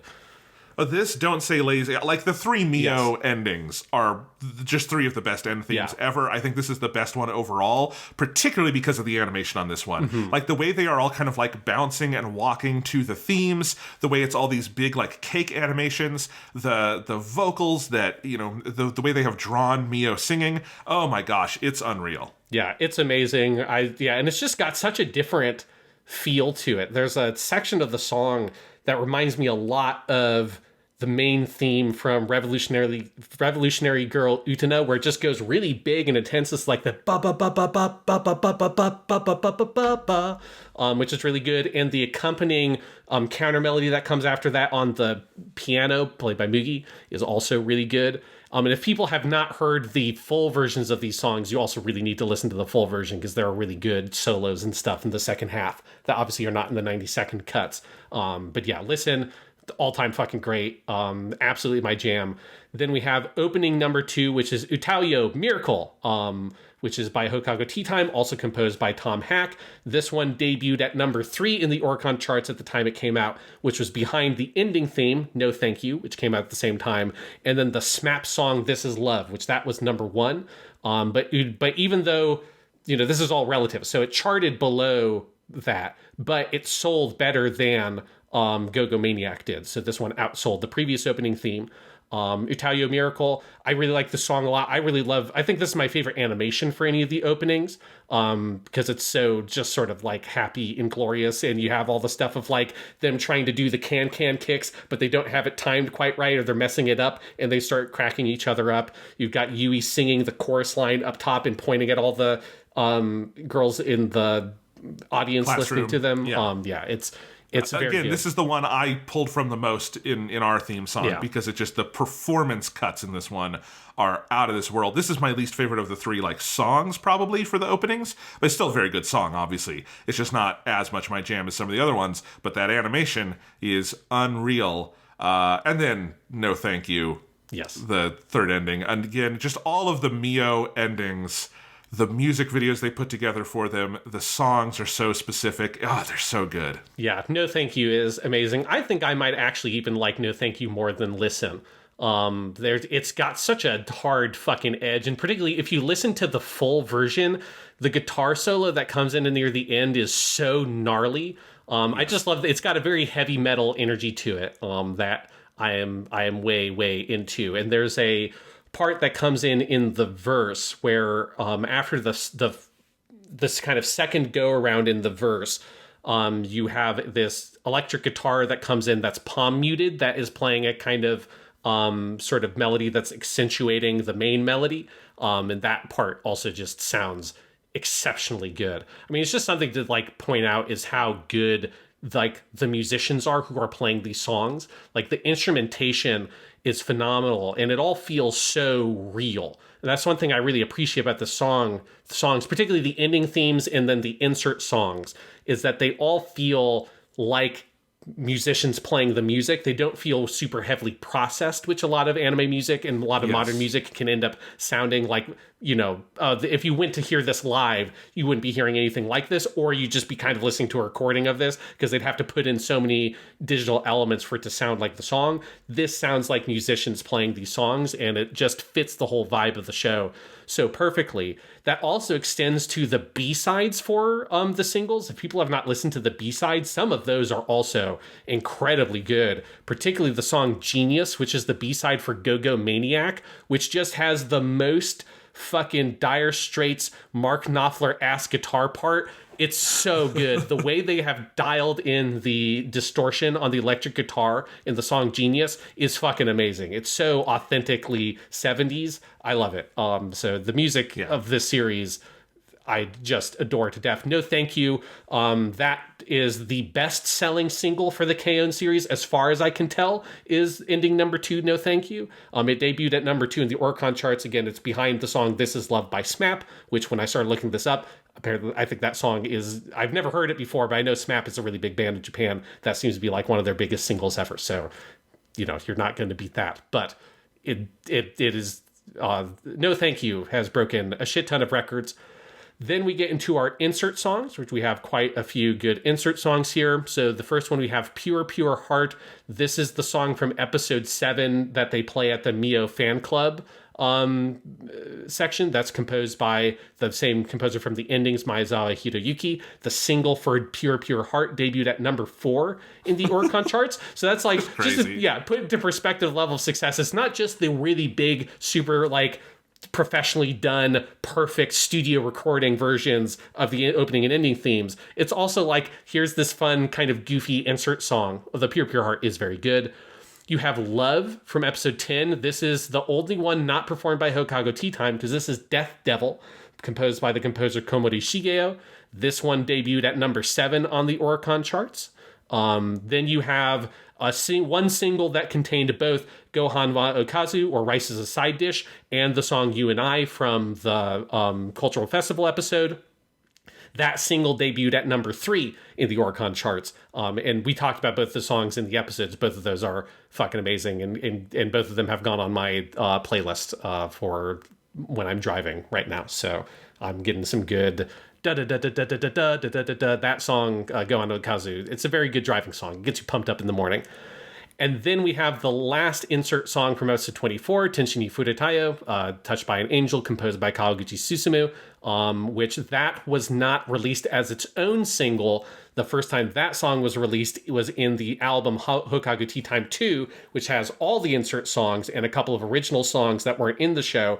That album debuted at number 1 on everything, and that album is still one of the best-selling albums ever featuring voice actors as the singers. It was kind of hard to define the different records when I was trying to dig into the numbers, so I wasn't comfortable putting like a very definitive, it is the best, but it's either the best, the second best, or the third best selling album ever featuring voice actors, depending on how you define some of the parameters around that.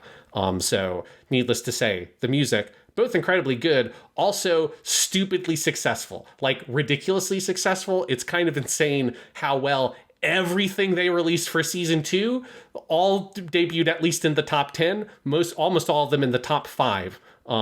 Fucking ridiculous. Maybe that's why they got a movie, Sean. Yeah, yes, because all the singles for the movies. We'll talk about that next time. But those ones also, or you're all talking about top 5 landers. It's this series. Unbelievably good, like in every metric, in any place you look at it, whether you're looking at some of the ancillary stuff, because again, it's even the fucking B-sides for the singles and the character songs when you're looking at the music are incredibly good. It's not even just the stuff that's in the show. That stuff's all amazing. The show itself, though, you could not ask for a better anime. Like, it's just, it's a defining show for its genre and for when it came out in 2009, 2010. K-On! It is fucking legendary for a reason. Absolutely. I love this show. We've had this run of Clannad and Melancholy of Haruhi Suzumiya, and this one just masterpiece. They're all fantastic. I'm sure we'll have some more K-On! Wrap-up thoughts next time when we get to talk about the movie and might have a little more time to stretch our legs. But yeah, I'm very excited to see what the heck that movie is. I guess this would be Naoko Yamada's feature film debut. Yes. Because she's done TV, but this is her first feature movie. And I'm excited to see it, Sean, and to end this section of the podcast that you have named Moe Money, Moe Problems. Yes, I'm very excited to cover the movie. It was something watching the last couple of episodes. I'm now also very sad to watch the movie because, like how they must graduate from high school, we're going to have to graduate from talking about K-On! And it's been a beautiful time. It's also going to have to end. But we do have a very fucking good movie to talk about next week.